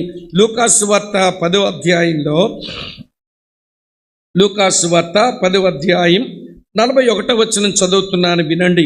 అందుకు ప్రభు, మార్తా మార్తా, నీవు అనేకమైన పనులను గూర్చి విచారపడుచున్నావు, గాని అవసరమైనది ఒక్కటే, మరియ ఉత్తమమైన దానిని ఏర్పరచుకొనెను, అది ఆమె యొద్ద నుంచి తీసివేయబడదని ఆమెతో చెప్పాను. మరియ ఒకటేంటనంటే యేసయ్య పాదాల దగ్గర కూర్చోవటమే.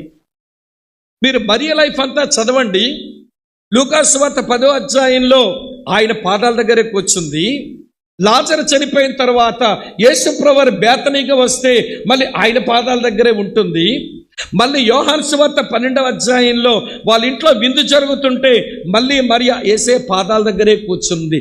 ఆమె ఎంచుకున్న చోటు ఆయన పాదాల దగ్గర, ఆయనతో సహవాసం, ఆయనతో క్లోజ్ కమ్యూనియన్, ఇంటిమసీ.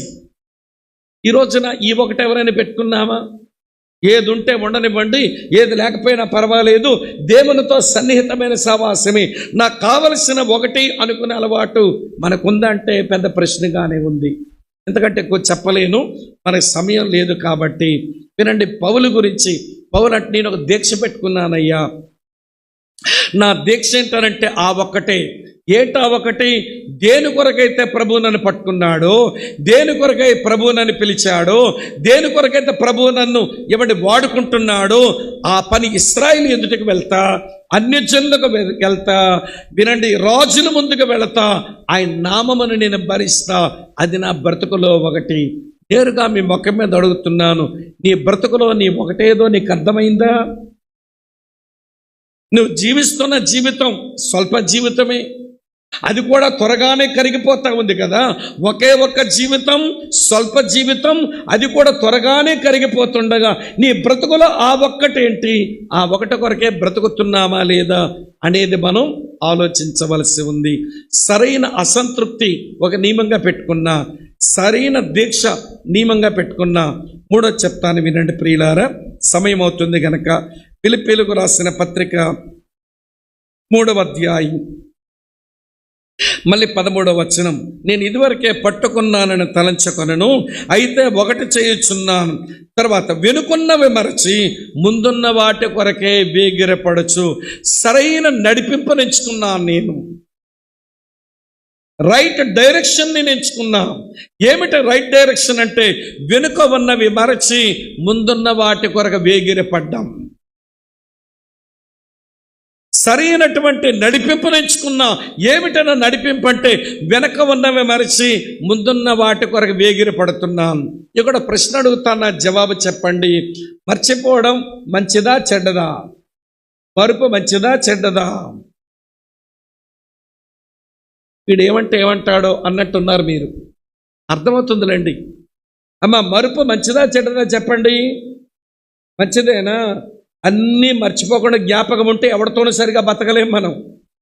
మరుపు చాలా మంచిది, కానీ అదే సమయంలో చెడ్డది కూడాను. చాలా విషయాలు మర్చిపోతే ఎట్లా అండి? కనుక మరుపు మంచిదా చెడ్డదంటే చెడ్డ మంచిది. అది చెడ్డది, అదే సమయంలో మంచిది కూడా కొన్ని విషయాలకు వచ్చేసరికి. అలాగాడు జ్ఞాపక శక్తి మంచిదా చెడ్డదా చెప్పండి. ఉల్టా చెప్పేయండి, ఏం పెద్ద ఇబ్బంది లేదు. జ్ఞాపక శక్తి మంచిదా చెడ్డదా? మంచి చెడ్డది. జ్ఞాపక శక్తి చాలా మంచిది, అలాగ అన్ని జ్ఞాపకం ఉంచేది మళ్ళీ ప్రమాదం. కాబట్టి జ్ఞాపక శక్తి మంచిది చెడ్డది, మరుపు చెడ్డది మంచిది. ఇక్కడ పౌలు అంటున్నాడు, వెనుక ఉన్నవి నేను మర్చిపోతున్నాను. ఇక్కడ మర్చిపోతున్నానంటే నా జ్ఞాపక శక్తి లేదని కాదు అర్థం. అక్కడ అర్థం ఏంటనంటే, I don't remain in the past. నేను గతంలో నిలిచి ఉండి నేను బతకను. I don't remain in the past. నేను గతంలో నిలిచి ఉండి నేను బతకను. ఇలా చెప్తాను వినండి ప్రియులారా. ఈరోజు ఇక్కడ కూర్చున్న మనమంతా మనం ఎదగాలి పరిపక్వతలోనికి, క్రీస్తు వలె ఉండుటకు. మనం అన్ని విషయాలు ఎదగాలంటే వెనక ఉన్నవి మరవాలి, ముందున్న వాటి కొరకు వేగిర పడాలి. ఏంటో వెనకున్నవి మరవాల్సినవి లిస్ట్ ఇస్తాను. అసలు మరిచావో లేదో కొంచెం చూసుకో, బాగుంటుంది. నెంబర్ 1, మొదటిది ఏంటనంటే వినండి, క్షమించబడిన పాపాలు మర్చిపోవాలి. హెబ్రీ పత్రిక 8:12లో నేనే నా చిత్తానుసారంగా వారి దోషములను క్షమించి మరి ఎన్నడను జ్ఞాపకం చేసుకోనని ఆయన అంటుంటే, ఊరిగా క్షమించబడిన పాపాలు జ్ఞాపకం చేసుకుంటూ మనం బ్రతకడం ఎందుకండి? మర్చిపో. పడమటికి తూర్పెంత దూరము, మీకు మీ అతిక్రమములకు నేనంత ఎడమ చేసి ఉన్నానని ఆయన అన్నాడు కదా. మర్చిపోదాం. ప్రభు క్షమించినాడు, క్షమించబడిన పాపాలు మర్చిపోదాం. 1. నెంబర్ 2, రెండవది, గతములో ఉన్న విజయాలు కూడా మర్చిపోదామండి. పాస్ట్ విక్టరీస్ మర్చిపోవాలి. లేకపోతే గతకాలపు విజయాలు పట్టుకొని బతికితే వర్తమాన కాలంలో ప్రమాదాలు వస్తే తట్టుకోలేం మనం. లాస్ట్ ఇయర్ ముంబైలో తెలుగు క్రైస్తవులంతా మీటింగ్ పెట్టారు. చాలా పెద్ద మీటింగ్ పెట్టుకుంటారు ఎవ్రీ ఇయర్ తెలుగు క్రిస్టియన్స్ అంతా. వాక్యం చెప్పడానికి నన్ను పిలిస్తే నేను ఎయిర్పోర్ట్లో దిగిన తర్వాత మీటింగ్ ప్లేస్ వెళ్ళే వరకు చూస్తే, అమ్మ వింటున్నారా, ఉదయం చెప్పానే పోలీస్ స్టేషన్ దొంగోడి ఫోటోలు ఉన్నట్టు ఎయిర్పోర్ట్ నుంచి మీటింగ్ ప్లేస్ అన్నీ నా ఫోటోలే. పెద్ద దొంగోడి ఫోటోలు వేసినట్టు వేశారు. నేను కారులో తీసుకెళ్తున్న పెద్ద ఆయన అన్నాను, మీరు చాలా ఎక్కువ పబ్లిసిటీ ఇచ్చినట్టున్నారండి, ఎందుకంటే ఇంత చేశారు, ఇంత అవసరమా అంటే, లేదండి, మా ఎక్స్పెక్టేషన్ తెలుగు క్రైస్తవులంతా రావాలి ఇక్కడికి, ఈ మెథడిస్ట్ గ్రౌండ్ అంతా నిండిపోతారండి. 10,000 మంది పైచులకే వస్తారండి మీటింగ్కి. అందుకే పబ్లిసిటీ గట్టిగా చేశామన్నాడు. నాకేం పెద్ద తృప్తిగా లేదా ఆ మాట, సంతోషం అనిపించలేదు. నేను అడ్వర్టైజ్మెంట్ మనుషులను కాను, కానీ నాకు కొంచెం బాధపడి ఇంత చేయడం ఎందుకో నాకు నచ్చలేదండి. సరే చేసేసారుగా, ఇక దాన్ని ఏమంటామని చెప్పి నేను అన్నాను, మీరు పోలీస్ పర్మిషన్ తీసుకున్నారా అన్నాను. ఇంత పబ్లిసిటీ చేశారు, 10,000 మంది మనుషులు ఒక గ్రౌండ్లోకి తెచ్చి పెట్టబోతున్నారు, పోలీస్ పర్మిషన్ ఏమైనా తీసుకున్నారా అన్నాను. కారులో వస్తూనే ఆ సంఘ పెద్ద అంటాడు, మా పోలీసు వాళ్ళు తెలుసండి, ఆ మెతనిచ్చే చుట్టుపక్కల అంతా మనోళ్ళేనండి, పెర్మిషన్తో పని లేదు బ్రదర్ అన్నాడు. మీరే తప్పు చేస్తున్నారని అనిపిస్తుందండి అన్నా. మీరే ఆలోచించకండి పాస్టర్ గారు అంటున్నాడు పెద్ద ఆయన. ఎందుకంటే 53 సంవత్సరాల నుంచి చేస్తున్నామండి తెలుగు మహాసభలు, ఇది 54వదండి. 53లో ఎప్పుడూ ఇబ్బంది కలగలేదండి, 54కి ఇబ్బంది ఉండదన్నాడు. సరే మొత్తానికి ఎక్కడో భోజనం పెట్టారు, ఓ హోటల్లో పెట్టారు, రూమ్లో ఉన్నాను. 4 గంటల ఫోన్ మోగుతుంది.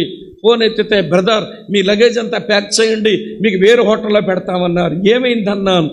మొత్తం 3,000 మంది పైచిలకు ఈ ఆర్ఎస్ఎస్ వాళ్ళు, ఈ శివసేన వాళ్ళు, ఏమంటే బజరంగ్ దళ వాళ్ళు వచ్చారండి, ఇక్కడ మీటింగ్ పెట్టడానికి వీల్లేదంటున్నారు. మీరు ఎక్కడున్నారో తెలిసే కొంచెం ప్రమాదమేమో, కొంతమంది మారాలి మీరు అన్నారు. ఏం పర్వాలేదు బ్రదర్, ఏమైపోద్దంటే, లేదండి తెలిసిపోయిందండి, మీరు ముందు లగేజ్ సర్దండి అంటున్నారు. సర్దాను లగేజ్. తర్వాత సిక్కుల యొక్క ఒక ఫంక్షన్ హాల్ ఉంటే అందులో ఒక రూమ్ తీసి గబగబానని పెట్టారు. ఏమైంది బ్రదర్ అంటే, మొత్తం అంతా దొంబిగా వచ్చారంట, మీ పోలీస్ పర్మిషన్ ఉందని అడిగారు. లేదని వీళ్ళు అన్నారు. మీటింగ్ పెట్టడానికి వీల్లేదు, ఈ ఫోటోలో ఉన్నాడు వచ్చి వాక్యం చెప్తే మేము అస్సలు ఒప్పుకోం, ఈడెవడో మాకు తెలుసు, మా ముఠావాడే మీలోకి వచ్చాడు, ఈడు వాక్యం చెప్తే మేము ఒప్పుకోం, ఇక్కడ అసలు ఈ 3 రోజులు మీటింగ్లో జరగడానికి వీల్లేదంటే. చూడండి ప్రియులారా, ఎన్ని సంవత్సరాల విజయాలు. మర్చిపోయారు అప్పుడు, మీరు మర్చిపోయారు. 53 సంవత్సరాలుగా చేసామండి. 54కి ఇబ్బంది ఏముంటుందండి, వచ్చింది మరి ఇబ్బంది. Don't remain in past victories. గతకాలపు విజయాలు నిలిచి ఉండకండి, ఎప్పటి సవాళ్ళు ఎప్పుడే మనకి ఎదురవుతాయి. ప్రియులారా, యెహోషువ కూడా అలాగే అనుకున్నాడు. ఎరుకోనే జయించామండి, మాకేంటండి హాయంతా, ఇట్లా లేపేస్తాం అనుకున్నాడు. ఎరుకోనే గోడలు పడగొట్టి జయించామండి, హాయి పట్టణం ఎంత, ఇట్లా లేపేస్తాం. దీనికన్నా కొద్ది మందినే పంపిస్తే 36 మంది ఇశ్రాయేలు చచ్చిపోగాని ఇప్పుడు యెహోషువ మా గుండె మాలో కరిగి నీరైపోతుంది అంట. గతకాలపు విజయాల్లో ఉండద్దు. క్రైస్తవుల దగ్గర వినబడవలసిన ఈ మాట మంచి మాట కాదు, అది నేను వింటున్నాను ఈరోజు. ఆ రోజుల్లోనండి, ఆ రోజుల మాట మాకెందుకు, ఈ రోజుల్లో సంగతి చెప్పరాదా? ఆ రోజుల్లోనండి, మాకు శ్రీకాకుళం ఒక మోటు సామెత ఉంటుందనండి, తాతలనాడు నేతులు తిన్నామని ఇప్పుడు మూతుల వాసన చూస్తే వచ్చేది నేతు కంప కాదు, పాసికంప వస్తుందిరా పాసిమహోడా. ఆ రోజుల్లోనండి అంటే ఈ తాతలాంటి సంగతి ఎందుకు, ఈరోజు సంగతి చెప్పరాదా? ఈరోజు చాలామంది క్రైస్తవులండి ఏమండి వాళ్ళంతా గతంలో నిలిచి ఉండిపోతున్నారు. క్రైస్తవ ఆధ్యాత్మికతకు కొలత భూతకాలం కాదు, వర్తమాన కాలమే. ఆ రోజులు ఎలాగున్నావో వద్దు, ఈరోజు ఎలాగున్నావో చెప్పు. మర్చిపోదాం. గతకాలంలో క్షమించబడిన పాపాలు మర్చిపోదాం, గతకాలంలో సాధించిన విజయాలు మర్చిపోదాం. 4వ సంగతి చెప్తాను, గతంలో కొన్ని అపజయాలు ఉంటాయి, అవి మర్చిపోవాలి మనం. Don't remain in your past failures. Don't remain in your past failures. ఆ గతకాలపు వైఫల్యాల్లో నిలిచి ఉండద్దు. దావీదు జీవితంలో 3 వైఫల్యాలు. పొరుగువాని భార్యను ఆశించాడు, ఆమెతో వ్యభిచార పాపం చేశాడు, ఆమె భర్తను యుద్ధభూమిలో చంపించాడు. నాతాను ద్వారా హెచ్చరించబడిన తర్వాత, పశ్చాత్తాపడిన తర్వాత మళ్ళీ జ్ఞాపకం చేసుకుంటూ బతకలేదండి ఆయన. మన గతకాలపు అపజయాలని జ్ఞాపకం చేసుకుంటే ఎట్లా అండి? ఏం చెప్పాను ఇప్పుడు మీకు? పాపములు, విజయాలు, ఓటములు మర్చిపోవాలి. 4వది ఏంటనంటే, గతకాలపు సుఖాలు కూడా మర్చిపోవాలి. సుఖాలు మర్చిపోకపోతే గతకాలపు సుఖాలు కావాలనుకుంటుంది ఈ దిక్కుమాల శరీరం. చూపించమంటారా మీకు? సంఖ్యాకాండంలో ఇశ్రాయేలు ప్రజలు మోషే దగ్గరకు వచ్చి ఆ సుఖాలు మర్చిపోలేకనే ఇలాగన్నారండి వాళ్ళు. చదువుతాను చూడండి, సంఖ్యాకాండం 11వ అధ్యాయంలో చదువుతున్నాను చూడండి. 5వ వచనం ఎట్లుంది? 11:5. ఐగుప్తులో మేము ఉచితముగా తినిన చేపలను, కీరకాయలను, దోసకాయలను, కూరాకులను, ఉల్లిపాయలను, తెల్లగడ్డలను ఏం చేస్తున్నాయట? జ్ఞాపకానికి వచ్చేస్తున్నాయట. మర్చిపోలేకపోతున్నాం. నాకు మళ్ళీ విడ్డూరం అండి. ఊరకనే వచ్చాయండి ఇవన్నీ ఉచితంగా అంటారేంటి? ఏ రోజు తొక్కవలసిన మట్టారు తొక్కకపోతే, ఏ రోజు చేయవలసిన ఇటుక ఆ రోజు చేయకపోతే, ఏ రోజు కాల్చవలసిన ఇటుకలు వారు కాల్చకపోతే, ఏ రోజు కట్టవలసిన గోడలు వారు కట్టకపోతే, ఐగుప్తు కారయ నియామకులు ఊరికినే తిండి పెట్టారండి వీళ్లకు. సనుగుల పాపలు ఉండే వాళ్ళు అబద్ధాలు ఎలా మాట్లాడతారు? ఉచితంగా తిన్నాం, అవి మాకు జ్ఞాపకం వచ్చేస్తున్నాయంట. ఈరోజు చాలామంది దేవుని పిల్లలు ఫాస్ట్ కంఫర్ట్స్, గతకాలంలో ఉన్న సుఖాలు మర్చిపోలేకపోతున్నారు. ఇది మర్చిపోతే ముందుకు వెళ్ళలేం మనం. ఎన్ని చెప్పాను ఇప్పుడు మీకు? పాపములు, విజయాలు, ఓటములు, సుఖాలు. 5వ సంగతి చెప్తాను. ఇతరులకు నువ్వు చేసిన మేలులు కూడా మర్చిపో. ఇతరులకు చాలా మేలు చేస్తుంటావు, ఆ జ్ఞాపకం ఉంచుకుంటే మనకేమనిపిస్తుంది? వీళ్ళు కృతజ్ఞత లేదండి, వీళ్ళు విశ్వాసము లేని, ఎవరో చెప్పారు కుక్కలంట. అవును, ఈ డైలాగ్ వస్తుందిగా నోట్లోంచి. వీళ్ళు విశ్వాసం లేని కుక్కలు. మరి విశ్వాసము లేని మామూలు కుక్కలు. నువ్వు కూడా దేవునికి నువ్వు విశ్వాసం చూపించడంలా, కృతజ్ఞత కలిగి జీవించడం వల్ల మరి నువ్వెవరు అవుతావు? విశ్వాసం లేని ఊర కుక్క అవుతావేమో. మర్చిపోలేకపోతున్నారండి. ఎంత మేలు చేసావో బ్రదరు, చేయగలిగావు, ప్రైజ్ ద లార్డ్. దానికి ఫలం పరలోకంలో నీకు ఉంటుంది. దాన్ని జ్ఞాపకం చేసుకుని దెప్పుకుంటారేంటండి? నాకు అర్థం కాదు. మర్చిపోలేకపోతున్నారంటే మేలులు. ఇంకో విషయం చెప్పమంటారా? అలాగని ఇతరులు మనకు చేసిన కీడులు మర్చిపోదాం. అది మర్చిపోలేకపోయామనుకోండి, ముందు వారి మీద కోపం పెరుగుద్ది. కొంతమంది కోపం పెరగగానే టిఫిన్ పెడతారు దానికి. అది కాస్త టిఫిన్ బాగా తిని పెట్టున్నారా, అది ద్వేషంగా మారుద్ది. కోపం ఇప్పుడు ఏమైంది? ద్వేషమైంది. ద్వేషానికి మంచి భోజనం పెడతారు, అది బాగా తిని దిమ్మకొక్కలాగా బలిసి అదేమో పగగా మారిపోద్దన్నమాట. ఈ పగగా మారిపోయిన దానికి పంచపరమాణాలు పెడతారు, పెట్టగానే ప్రతీకారంగా మారిపోద్ది. ఇప్పుడు మనుషులు ప్రతీకారంతో రగిలిపోతుంటారు. నేను అప్పుడప్పుడు వింటుంటాను కొంతమంది మా సహోదరుల నోట్లోంచి, బ్రదర్ నాకు టైం రాదా, దులిపేస్తా, కడిగేస్తా, జాడించేస్తా, ఆరబెట్టేస్తా, ఎండబెట్టేస్తా, ఇస్త్రీ చేసి మీరు వాళ్ళు పెట్టుకోండి. బుద్ధి లేని మాటలు మాట్లాడతావేంటి? ప్రతీకారంతో రగిలిపోతున్నాడు అన్నమాట. నాకు టైం రాదా, అప్పుడు చూపిస్తానండి నేనేంటో. అది క్రైస్తవుల నోట్లోంచి రావలసిన మాటలు కానే కావు. అవి వస్తున్నాయంటే నువ్వు సత్క్రైస్తవుడు కానే కావు, అందులో అనుమానమే లేదు. అంత ప్రతీకారంతో రగిలిపోతే ఎట్లా అండి? ఇలాంటి వాళ్ళకి శిలువ మీద యేసు పలికిన 7 మాటల్లో మొదటి మాట చెప్పమనండి. తండ్రి, తెలుస్తాయి మీకు ఇలాంటివి. పర్లా చెప్పండి. తండ్రి, వీరేమి చేయుచున్నారో వీరు ఎరుగర గనక వీరు క్షమించమని. అర్ధగంట చంపుతావా ప్రసంగం చేసి మమ్మల్ని? అవతలవాడు చేసిన కీడు మర్చిపోలేక, క్షమించలేక, పగ సాధిద్దామని ప్రతీకారంతో రగిలిపోతున్న నీవు ఆ వచనం చెప్పడానికి నీకు ఒళ్ళు వనకదే. భయం లేక ప్రసంగాలు చేస్తుంటారు వచనం మీద. భయపడరు. నన్ను క్షమించండి కొంచెం గట్టిగా అరుస్తున్నందుకు, మీరు ఆలోచించాలని అరుస్తున్నా. అరిచావా ఇవన్నీ? అవి మరిస్తేనే మనం ముందుకు పోయేది. వెనుక ఉన్నవి మరవండి, ముందున్న వాటికి వేగిర పడండి. ఒక మంచి ఇలస్ట్రేషన్ చెప్తాను వినండి. మన కారు నడుపుకుంటున్నాం, వెనక చూడడానికి ఎన్ని అద్దాలు ఉంటాయి చెప్పండి? ఏంటి అలా చూస్తున్నారు? వెనక వాటిని చూడడానికి ఎన్ని అద్దాలు ఉంటాయి? 3 అద్దాలు ఉంటాయండి. ఎడం చేతి వైపుకు ఒక అద్దం, కుడి వైపునేమో ఒక అద్దం, నెత్తి మీదనే మరొక అద్దం ఉంటుంది. ముందుకు చూడడానికి ఎన్ని అద్దాలు ఉంటాయి? ఒకే అద్దం ఉందండి. కానీ ఒకే అద్దం కానీ పెద్దది ఉందండి.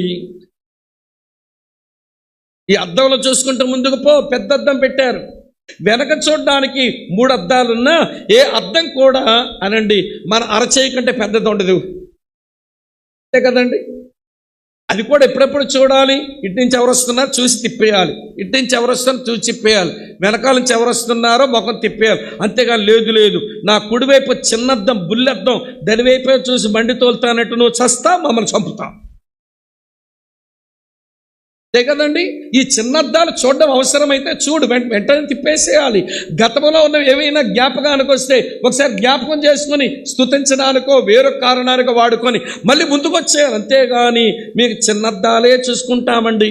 ఈనాటి క్రైస్తవులకు బుల్లద్దాలంటే ఎంత ఇష్టమో, ఈ అద్దం చూస్తారు, ఈ అద్దం చూస్తారు, ఈ అద్దం ముందు అద్దం చూడట్లా, మమ్మల్ని చంపుతున్నారండి. పౌలు అదే చెప్తున్నాడండి. ఏంటి, మీ ముందున్న వాటి కొరకే వేగిరి పడుతున్నా, వెనకున్న వాటిలో నేను నిలిచి ఉండేవాడిని కాదు. ప్రియులారా, ఇది నేను ఎంచుకున్న నడిపింపు అంటున్నాడు. ఇంతకంటే ఎక్కువ చెప్పలేను, టైం అయింది. మంచి లేదా సరైన అసంతృప్తి, సరైనటువంటి దీక్ష, సరైన నడిపింపు నేను పెట్టుకున్న నియమాలు. 4వ నియమం ఏంటంటే సరైన ఉద్దేశం. ఏమిటి అతని ఉద్దేశం? చదువుతున్నాను చూడండి, ఫిలిప్పీలకు రాసిన పత్రిక. ఇది రైట్ డిటర్మినేషన్, సరైనటువంటి ఉద్దేశం పెట్టుకున్నట్ట. చదువుతాను చూడండి 14వ వచనంలో, క్రీస్తు యేసునందు దేవుని ఉన్నతమైన పిలుపునకు కలుగు బహుమానం పొందవలనని నేను గురి యొద్దకే పరిగెత్తుచున్నాను. డిటర్మినేషన్ అని ఎందుకన్నానంటే, ఉద్దేశించాడని ఎందుకన్నానంటే, ఇది తీర్మానం కాదు, నిర్ణయం కాదు, ఇది ఉద్దేశం. ఆ యొక్క ఏమండి పరుగులో తాను సంపాదించుకోవడానికి ఎన్నో డిస్ట్రాక్షన్స్ వచ్చుంటాయి, పెడతోవలు పట్టించే వచ్చుంటాయి. నేను దేని వైపు పోను, నా ముందున్నది అదే. దేని నిమిత్తం క్రీస్తు చేసేది పట్టబడ్డానో దానికి ఏ బహుమానం అయితే వస్తుందని ప్రభు చెప్పినాడో దాని కొరకే నేను పరిగెత్తుచున్నాను. ఈ ఉద్దేశంతో బ్రతుకుతున్నాడు గనక పరుగు పందెంలో పరిగెత్తేవాడు బహుమానం కొరకు పరిగెత్తాలి అనుకునేవాడు 2 పనులు చేయమన్నాడు హెబ్రీ గ్రంథకర్త. హెబ్రీలకు రాసిన పత్రిక 12వ అధ్యాయం 1వ వచనంలో అంటాడు, మీరు ఈ ఉద్దేశంతో పరిగెత్తే వాళ్ళు ప్రతి భారమును విడిచిపెట్టండి. తర్వాత ఏమన్నాడమ్మా, సులువుగా చిక్కులు పెట్టే పాపాన్ని విడిచిపెట్టండి. Every weight and entangle sin, ప్రతి భారమును విడిచిపెట్టండి, సులువుగా చిక్కులు పెట్టు పాపమును విడిచిపెట్టండి. పరుగు పందెంలో పరిగెత్తేవాడు ఒంటి మీద బరువులు వేసుకొని పరిగెత్తాడు. రన్నర్స్ని చూడండి, ఏ రన్నర్ అయినా నెత్తి మీద ఒక బరువైన సూట్ కేస్, ఈ చేతిలో బ్యాగ్, సూట్ వేసుకొని బరువైన గంబూట్లు వేసుకొని ఎవడో పరిగెత్తాడు. తేలికపాటి అండర్వేర్ వేసుకొని, తేలికపాటి బనీన్ వేసుకొని, పరిగెత్తడానికి చురుకుతనం ఇచ్చే బూట్లు వేసుకొని పరిగెత్తుతాడండి, బరువులు ఉంచుకోడు. మరి ఇదేంటి పరిగెడుతున్నామంటున్నాం? మన బరువులు మన మీదనే ఉన్నాయి.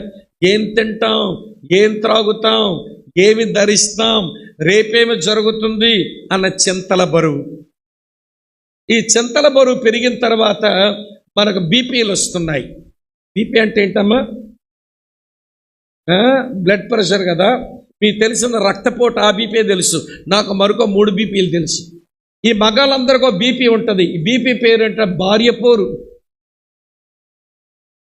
ఇదో బీపీ మాకుంటుంది మగాళ్ళు. ఆడవాళ్ళకి మీకో ఒక బీపీ ఉంటుంది, ఇదేంటో తెలుసా? భర్త పోరు. మొత్తాన్ని భార్యాభర్తలు ఇద్దరికి మరో బీపీ ఉంటుంది, బిడ్డల పోరు.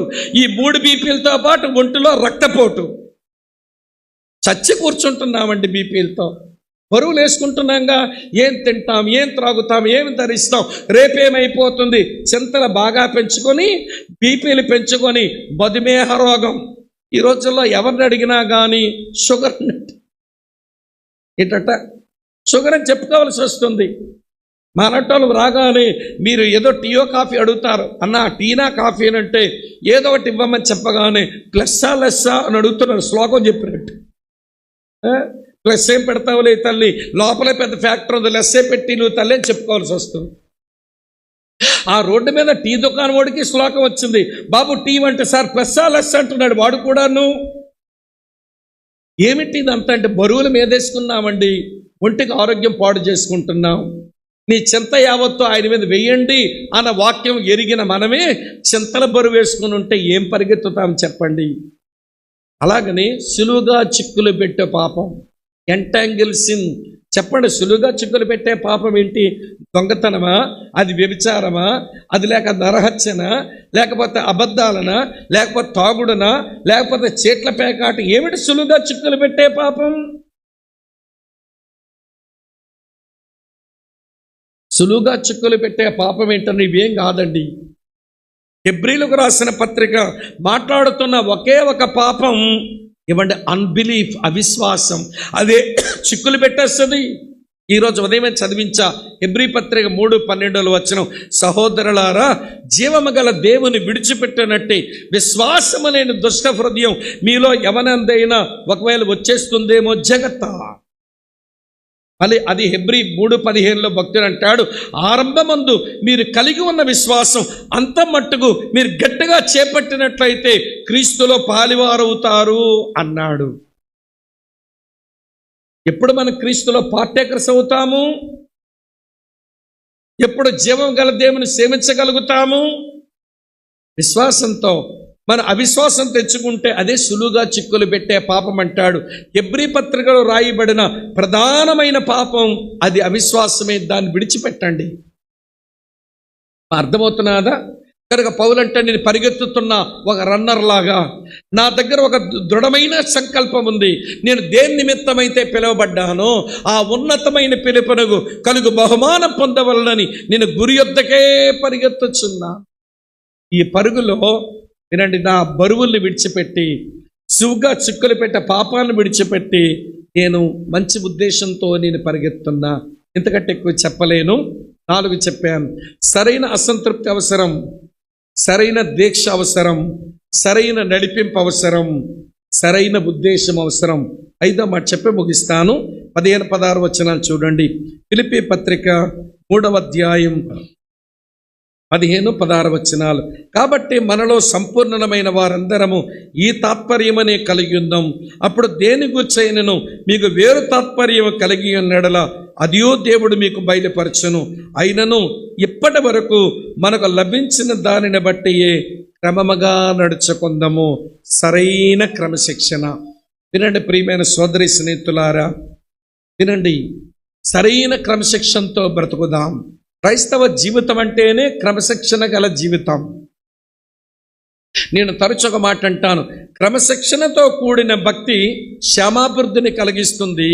క్రమశిక్షణ లేని భక్తి క్షీణదశను పుట్టిస్తుంది. క్రమశిక్షణ, డిసిప్లిన్. పౌలంటాడు క్రమంగా నడుచుకుందాం. మనకి తాత్పర్యం అర్థమైపోయింది. క్రీస్తులో మనం సంపూర్ణం అవ్వాలి. వేరొక తాత్పర్యం ఉంటే దేవుడు అది మీకు బయలుపరచును గాక. నాకు అర్థమైపోయింది ఏంటో తెలుసా? మనమందరము తన కుమారుడైన యేసుక్రీస్తు సారూప్యములకు రావాలన్నది దేవుని తాత్పర్యం గనక ఆయన పోలిక, ఆయన సంపూర్ణత, ఆయన సారూప్యం మనలో ఏర్పడ నిమిత్తం క్రమంగా నడుచుకుందాం. అక్క, చెల్లి, తమ్ముడన్న చెప్తాను వినండి. ఈ రోజున క్రమశిక్షణ గల భక్తే నేట క్రైస్తవం చేస్తుంది అని మీకు అనిపిస్తుందా? ఇలా ఉదాహరిస్తాను వినండి. 10 గంటలకు మన ఆరాధన సమయం అన్నారనుకోండి, పెద్దలు అనౌన్స్ చేస్తున్నారు. ఎన్ని గంటలకు వస్తాము? పాటలు అవని ఏం పాటలు ఆరాధనలో భాగం కాదా? చక్కని సంగీతంతో పాడబడిన పాటలు విని ప్రభువుని ఆరాధించడం పాటలు వర్షిప్లో పార్ట్ కాదండి. పాటలు అప్పుడు రాదు. ఆరాధన వర్తమానం అవుతుందిలే, అయిపోని. దాని తర్వాత బల్ల కూడా అయిపోతుందిలే, అవ్వని. అప్పుడు తగలబడతావు. ఎందుకు? కానుకేద్దామని. ఏంటి? నీ కానుక తీసుకొని సంతృప్తి పడడానికి దేవుడైన బికారోడా, నీ డబ్బులు ఆయనకు అవసరమయ్యాయా, కానుకేయడానికి వస్తారటండి. తర్వాత చివరి ప్రసంగం వింటారు. అతి పరిశుద్ధులు కదూ, చివరి ప్రసంగం విని అతి పరిశుద్ధులు చివరికి వస్తారు. ఇవ్వండి, ఎవరు అంటే విన్నాను, చెప్తాను వినండి. 10 గంటల మీటింగ్ అనుకోండి, అదే బ్రిటిష్ వాళ్ళు అనుకోండి, వాళ్ళు 9:10 వచ్చి కూర్చుంటారట. బ్రిటిషర్స్ ఆల్వేస్ బిఫోర్ టైం ఉంటారు. అది వాళ్ళ సంప్రదాయం. 10 గంటల కంటే 9:10 కూర్చుంటారు. అదే అమెరికన్స్ అనుకోండి, 10 గంటలకు అనుకున్నాం అనుకోండి, 5 నిమిషాలు 10 వరకు ఎవడక్కడ కనబడ్డా కానీ 5 నిమిషాల్లో చీమల పుట్టలోంచి చీమలు వచ్చినట్లుగా బిలబిలా వచ్చి మొత్తం కూర్చో 10 తర్వాత వచ్చినోడు ఎవడు ఉండేడట. అందుకనే Americans always on time. Britishers చెప్పండి, always before time, Americans always on time, Indians చెప్తాను వినండి, Indians always beyond the time. 10 అంటే 11 కనబడతారు వీళ్ళు, బియాండ్ ద టైం. అమ్మా వింటున్నారా? ఇండియన్ క్రిస్టియన్ సంగతి ఏంటో మీతో చెప్పనా? మరి వీళ్ళు వదిలేకూడదు కదా మనల్ని. ఇండియన్స్ క్రిస్టియన్స్ టైం ఏంటనంటే ఫార్ బియాండ్ ద టైం, అంటే 12కి తగలడతారన్నమాట. 10 అంటే ఏంటండి ఇది? క్రమశిక్షణేనా? ఇదేనా మన పిల్లలకు నేర్పించేది? మన వెనకాలొస్తున్న తరానికి మనం మిగిల్చిన ఆధ్యాత్మిక వారసత్వం అదేనా? తల్లివైన నీకే క్రమశిక్షణ లేదు, నీ కూతురే నేర్చుకుంటుంది. వల్లకాడు అంటే శూన్యం అని లేదు అనుకునేది. తండ్రివైన నీకే క్రమశిక్షణ లేదు, నీ పిల్లోడే నేర్చుకుంటాడండి. ఇలా అంటే నొప్పి పడుతున్నారు. కానీ నువ్వు క్రమశిక్షణ లేని భక్తి చేస్తే నీ కుటుంబానికి నువ్వే క్షీణదశను తెచ్చిపెట్టేవాడు అవుతావు. నువ్వు ఎవరివైనా కావచ్చు, అమ్మవైనా ఏమంటే సహోదరుడవైనా. క్రమంగా నడుచుకుందాం. వింటున్నారా? సమయం విషయంలో క్రమశిక్షణ, అలాగే దేవుడిచ్చిన ధనం విషయంలో కూడా క్రమశిక్షణ అవసరమే. ధనం విషయంలో ఇంటిగ్రిటీ ఉండాలి. ఇంటిగ్రిటీ అంటే ఎవరికి ఏది చెల్లించాలో అది ఇవ్వడమే ఇంటిగ్రిటీ. యేసుప్రభు అన్నారు, కైసరది కైసరికి ఇవ్వండి, దేవుంది దేవునికి ఇవ్వండి అన్నాడు. అంటే ప్రభుత్వానికి కట్టవలసింది ప్రభుత్వానికి కట్టండి, ఇవ్వండి. దేవునికి చెందవలసింది దేవునికి ఇవ్వండి, మీరు ఉంచుకోవలసింది మీరు ఉంచుకోండి. అది యథార్థత ధనం విషయంలో. ఇలా మీతో చెప్తాను. ఈ మధ్యనే మా వైపు ఒక టోల్ గేట్లో మేము పోతున్నాం, మా కారు పోతుంది, మా ముందు వేరే కారు ఉంది. ఆ ముందునేమో ఒక పెద్ద ఎక్కువ టైర్లు ఉండే పెద్ద లారీ ఉంది. ఆ లారీ వాడు టోల్ ట్యాక్స్ పే చేశాడు, గేట్ ఎట్లా లేసింది. వింటున్నారా? ఆ లారీకి బంపర్ టు బంపర్ ఎట్లా పెట్టి ఈ కారు ఆయన ఏమంటే లారీ వెనకాల జంబ నిలిపోయాడండి టోల్ ట్యాక్స్ అట్లా. వీళ్ళేమో టోల్ బూతులు ఉండే వాళ్ళు దిగే ఆపండి ఆపండి అని వెళ్ళిపోతుంది కారు. ఇంతకీ కారు మీద ఏమి రాసిందంటే యేసుక్రీస్తు అందరికీ ప్రభు అని. మనోడు కారే ఇది ఎవరిదో. ఎంతండి టోల్ ట్యాక్స్? 130 రూపాయలు. 130 రూపాయలు మిగిల్చుకొని మేడలు కడతావా, మిద్దెలు కడతావా? 130 రూపాయలు చెల్లించగా వెనకాలేమో ఏమంటే యేసుక్రీస్తు అందరికీ ప్రభు అని పెద్ద రాతలు రాయించింది. సిగ్గు లేదు? ప్రభుత్వానికి కట్టవలసిన ట్యాక్స్ కట్టవే. డబ్బు విషయంలో క్రమశిక్షణ లేని వాళ్ళు ఎట్లే ఉంటారండి. అమ్మ అర్థమవుతున్నదా? నీ కొరకు దేవుడిచ్చింది అమ్మ మీట నమ్మకంగా వాడుకోవాలి. డబ్బుల విషయంలో యథార్థత అంటే ఎవరికి చెల్లించవలసింది వారికి చెల్లించు. డబ్బు విషయంలో నమ్మకత్వం అంటే నీ కొరకు ఉంచిన దాన్ని సరిగా ఖర్చు పెట్టుకో. ఎలా ఖర్చు పెట్టాలట చెప్తాను వినండి. మనకు అందరి జీవితంలో అవసరాలు ఉంటాయి, అత్యవసరాలు ఉంటాయి, అనవసరాలు ఉంటాయి. దేన్ని ఖర్చు పెడదామని చెప్పండి? నా ప్రశ్న అర్థమైందో లేదు? మనందరి ముగించేస్తాం. మనందరి జీవితంలో అవసరాలు ఉంటాయి, అత్యవసరాలు ఉంటాయి, అనవసరాలు ఉంటాయి. దేన్ని ఖర్చు పెడదామని చెప్పండి? అత్యవసరాలు. అది అత్యవసరం ఎందుకు అయిందండి? అవసరమైనప్పుడు నువ్వు పట్టించుకోలేదు కాబట్టి. అవసరమైనప్పుడు పట్టించుకుంటే 500 రూపాయలు తగ్గి ఉండేది. ఇప్పుడు అది అత్యవసరమై కూర్చున్నప్పుడు 50,000 అడుగుతుంది. మనీ మేనేజ్మెంట్ కూడా రావట్లేదు మనకి. అత్యవసరం అవ్వనప్పుడు చూద్దాం అంటున్నాం. 500తో పోవలసింది 50,000కి వచ్చింది. గోరుతో పోవలసింది గొడ్డలతో పిక్కుంటామంటారు చూశారు. అది అత్యవసరాలు కాదు ముందు మనం అటెండ్ అవ్వాల్సింది, అనవసరాలు కాదు ముందు మనం అటెండ్ అవ్వాల్సింది. ముందు అవసరాలకి అటెండ్ అవుదాం. ఇక అత్యవసరాలు ఏం పడతాయి పడితే చూద్దాం. అలాగనే ప్రియులారా, వేస్టేజ్ కాకుండా బ్రతకడం నేర్చుకోవాలట. డబ్బు విషయంలో క్రమశిక్షణ అంటే నష్టం పడకుండా డబ్బులు ఖర్చు పెట్టాలి. 5 రొట్టెలు 2 చేపలు 5,000 మంది కడుపులు నింపిన ఆయనకు మళ్ళీ కావలసి వస్తే చేసుకోలేడా అండి ఆయన? మిగిలిన ఏం చేయమన్నాడు? మీరు చదవండి ఇంటికి వెళ్ళాక. యోహాను సువార్త 6:12లో ఏమీ నష్టపడకుండా అన్నీ పోగేయండి అన్నాడు. 12 గంపలు మిగిలినాయి. నష్టం చేయడం, వేస్ట్ చేయడం యేసుప్రభుకి ఇష్టం ఉండదు. ఈ రోజున క్రైస్తవులం ఎంత నష్టం చేస్తున్నామో డబ్బులు చెప్పలేము. అమ్మ వింటున్న అక్కలేమనుకోరు కదా, దండ పెడతానే, మీరేమనుకోకండి. ఏమంటే అనుకోండి, రేపు మధ్యాహ్నం అయ్యాక వెళ్ళిపోతానుగా. ఏమండి ఎంత దుర్వినియోగం చేస్తారంటే, కొంతమంది అక్కలు ఉంటారు, ఏ చీర ఏమండి రంగు చీర కట్టారో దాని మ్యాచింగ్ కొనే వరకు నిద్ర పట్టదు. చీరకు తగ్గ మ్యాచింగ్ చెప్పులు, చెప్పులకు తగ్గ మ్యాచింగ్ గాజులు, గాజులకు తగ్గ మ్యాచింగ్ క్లిప్పులు, క్లిప్పులకు తగ్గ మ్యాచింగ్ రబ్బర్ బ్యాండ్లు. ఏం మ్యాచింగ్ లేకపోతే పీకపోద్దా అండి? మా వైపు సామెత ఉంటుంది, తెచ్చినోడు గట్టిగా ఉంటే తిన్నాళ్ళ పని తిపారమా అని ఎట్లయినా ఖర్చు పెడుతుంటుంది ఈ అక్క. ఈవిడేమో అలా డబ్బులు దుర్వినియోగపరుస్తుంటే ఈయన గారు కూడా ఎట్లా చేస్తాడో తెలుసండి. ఏమనుకోకండి అన్నయ్యలు, దండం పెడతాను. మనీ మేనేజ్మెంట్, క్రమంగా డబ్బులు ఖర్చు పెట్టుకోవాలి. ధనం విషయంలో నమ్మకంగా జీవించడం నేర్చుకోవాలిగా మనం. ఏమండి ఇతగాడు ఏమండి ఈవినింగ్ వచ్చి తయారై ఏమండి బట్టలు వేసుకొని బయలుదేరబోతున్నాడు. భార్య సహజంగా అడుగుద్ది కదా, ఎక్కడకండి అని. చెప్పాలా నీకు అన్నాడు. ఈడు చేతరముఖముడు, ఈడు వదిలే, ఏం చేయలేము. ఇలాంటి వాడికి ఏం అడుగుతారు చెప్పండి, చిరక పడేవాడిని. ఇతగాడు కొంచెం పర్వాలేదు, చిరక పడినా కానీ బాగుంటాడులేండి. కానీ మరొక రకం ఉంటారు, వీళ్ళు అస్సలు నమ్మకూడదు. ఎక్కడకండి అంటే మెత్తగానే చెప్తాడు కానీ భలే డిప్లొమాటిక్గా చెప్తాడు. ఎక్కడకండి అంటే అలాగా చెప్పాడు. ఎక్కడికి వెళ్ళాడు చెప్పాడు. మరి జవాబు ఇచ్చినట్టే ఉంది కానీ ఎక్కడికి వెళ్తాడో మనకు తెలిసిందా? మాట్లాడేవమ్మా తెలియలా. అలాగన్నాడు. ఈ అలాగని వెళ్ళి ఏ మగాడిని మీరు నమ్మకండి, దొంగ మగాడినా. ఏం అడ్రస్ లేదు, ఎక్కడికి వెళ్తున్నావో తెలియదు, అలాగని చెప్పి వెళ్ళిపోతాడండి.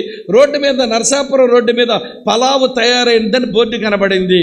200 పెట్టి పలావు తీసుకొని మెక్కుతుంటాడు అక్కడ. అందులో 100 రూపాయలు పెట్టుకొని చికెన్ కొని తెచ్చి పెడితే భార్య ఎవరికో చికెన్ పలావ్ చేస్తే భార్య బిడ్డలు నువ్వు అందరూ కలిసి తినొచ్చుగా, మరి రోడ్డు మీద ఎందుకు తిన్నామంటే ఈవిడ వండింది పెద్ద టేస్ట్ ఉంటుందంట, ఆ రోడ్డు మీద వండినోడిది భలే టేస్ట్ ఉంటుందట. ఎందుకంటే ఆడప్పుడప్పుడు టేబుల్ సాల్ట్ వేస్తాడుగా, భలే టేస్టింగ్ సాల్ట్ వేస్తాడుగా. వాడు వండుతూ వేస్తుంటాడండి ఈ ఎవడి సాల్ట్, అక్కడ టేస్టీగా ఉందంట పలావ్. భారీ చేసింది నచ్చినల్లా అక్కడ 200 తగలబెడతాడండి ఆయన. మీ వైపు ఉంటుందో ఉండదో నాకు తెలియదు, మా వైపు రోడ్డు పక్కన ఉంటాయండి బుల్లిపూరీలు. తెలుసా మీకు? మేము పానీపూరి అంటాం. చిన్న బుల్లిపూరీల్లో కొంచెం బంగాళదుంప కూర కుక్కి చింతపండు చారులో ముంచి ప్లేట్లో పట్టిస్తూ రోడ్డు మీద మెక్కుతుంటారు మా బ్రదర్స్. ఎప్పుడైనా కానీ ఆ బుల్లిపూరి తీసుకొని ఈ బంగాళదుంప కూర కుక్కేవాడి యొక్క గోరు చూస్తే నీకు తినబుద్ధి అవుతుందా చెప్పు నాకు? చూడు వాడు గోరు చూడు ఎట్లుంటుందో. ఆ చింతపండు పులుసులో వింటున్నారా ఏవండి, ఆ చింతపండు వాటర్లో ఎవడి తెల్లటి నులిపురుగులు ఉంటాయండి, కానీ అక్కడ మాత్రం టేస్టీ అంట తింటాడు. వీళ్ళ ఇంట్లో పచ్చడి మెతుకులు పెడతాడు. ఏమి క్రమశిక్షణ అండి ఇది చెప్పండి ప్రియులారా? సమయము, ధనము, ఈ రెండింటి విషయంలో క్రమశిక్షణ. మూడోది శరీర విషయంలో కూడా క్రమశిక్షణ ఉండాలి. డిసిప్లైన్ ఏమంటే బాడీలో కూడా ఉండాలి. రుచికరమైన భోజనాలు పెట్టారని ఊరికే తినేకూడదు. మా వింటున్నారా? ఏమాత్రం తినడం అది ఆరోగ్యమో, తిని ఆకలితోనే మన తిండిలోంచి లేవటం ఎప్పుడు ఆశీర్వాదం. కొంతమంది ఎట్లుంటుందంటే తెలుసండి, మొత్తం తినదంతా ఇక్కడికి వచ్చే వరకు తినేయాలని మీరు అనుకుంటారు. మీరు ఏం పెడతారో తెలియదండి బాబు. తినండి బ్రదరు, తినండి బ్రదర్, సస్తామా మీ ప్రేమతో మమ్మల్ని చంపుతారు ఇంట్రా బాబు. ఇట్లా ప్రేమే కానీ మా చావుకు వచ్చింది కదా. తినండి తినండి అంటే మొత్తం తింటే ఆరోగ్యాలు పోతున్నాయిగా. కనుక వినండి, నాకు ఒక పెద్ద ఆయన చెప్పాడు, నువ్వు ఎప్పుడైనా తింటున్నప్పుడు గొంతు కత్తి పెట్టుకొని తిను, ఓరకే తినేయొద్దు అని చెప్పినాడు పెద్ద ఆయన. కనుక శరీరం అనవసరమైన రోగాలకు గురయ్యేలాగా డిసిప్లిన్ లేకుండా శరీర విషయంలో ఉండద్దు. సమయము, బలము, శరీరం. అమ్మ వింటున్నారా? క్రమంగా నడుచుకో. పౌలు అంటాడు, నా శరీరాన్ని నలగొట్టుకుంటున్నాను, నాకు దేవుడిచ్చిన రిసోర్సెస్ని నేను సరిగా మినిస్ట్రీలో ఉపయోగించుకుంటున్నాను, దేవుడిచ్చిన సమయాన్ని నేను సరిగా టైం మేనేజ్మెంట్తో నేను పనిచేస్తున్నాను. క్రమంగా నడుచుకుందాము రండి ఆయన పోలికలోనికి రావడానికి. ఇంతకంటే ఎక్కువ చెప్పలేను. 5 వచనాల్లో ఉన్న 5 నియమాలు. మనమంతా యేసు ప్రభు యొక్క సారూప్యంలోకి రావడానికి సరైన అసంతృప్తిని కలిగి ఉందాం, సరైన దీక్ష కలిగి బ్రతుకుదాం, సరైన నడిపింపుని ఎంచుకుందాం, సరైన ఉద్దేశం కలిగి బ్రతుకుదాం, సరైన క్రమశిక్షణతో బ్రతుకుదాం. పెట్టుకు ఆయన పోలికలోకి వద్దాం. నిన్ను చూచినటువంటి వ్యక్తికి ఈయనలో నేను యేసు ప్రభుని చూడగలుగుతున్నాను, ఈమెలో నేను యేసు ప్రభుని చూడగలుగుతున్నాను అనే సాక్ష్యాలు సంపాదించుకొని మనం ధన్యులం అవుదాం. మన వెనకాల వస్తున్న ఈ తరానికి ఆశీర్వాదకరమైన క్రైస్తవ్యాన్ని మిగుల్చుదాం. అట్టి కృప దేవుడు మనకు సాధించునుగాక. కళ్ళు ఉంచండి, కళ్ళు మూసుకునండి, ప్రార్థన చేస్తాం. ఎవరు లేవద్దు. మీరు కూర్చున్న చోట తల వంచి కళ్ళు మూసుకొని సుమారు గంటన్నర కంటే పైగా వాక్యం విన్నారు. వాక్యం వినడం ఎంత ప్రాముఖ్యమో చివరగా దేవునితో ఒక మాట చెప్పి వెళ్ళడం అంతే ఆశీర్వాదకరం. దేవుడు కయ్యూను దగ్గరకు వచ్చి మాట్లాడాడు, కానీ కయ్యూను దేవునితో మాట్లాడలేదు. వెళ్ళి తన సహోదరుడని హేబేలుతో మాట్లాడాడు. పిదప నరహంతకుడయ్యాడు, తరువాత శపించబడ్డాడు, తరువాత దేశదిమ్మరైపోయాడు. ఇది బైబిల్లో 4 అధ్యాయములోని దేవుడు మనతో మాట్లాడినటువంటి గంభీరమైన పాఠం. నేను మీతో మాట్లాడిన తర్వాత మీరు నాతో మాట్లాడండి. నాతో మాట్లాడకుండా నా సన్నిధిలోంచి మీరు వెళ్ళిపోకండి. అక్క, చెల్లి, తమ్ముడు, అన్న, సుమారు గంటన్నర వరకు కూర్చొని ఎంత బాగా విన్నావో ఇప్పుడు దేవునితో చెప్పు. ఆరోగ్యకరమైన అసంతృప్తే లోపల ఉందా? ఆత్మ సంబంధమైన దీక్షనే కలిగి ఉన్నావా? ఆచరణాత్మకమైన నడిపింపు తెచ్చుకున్నావా?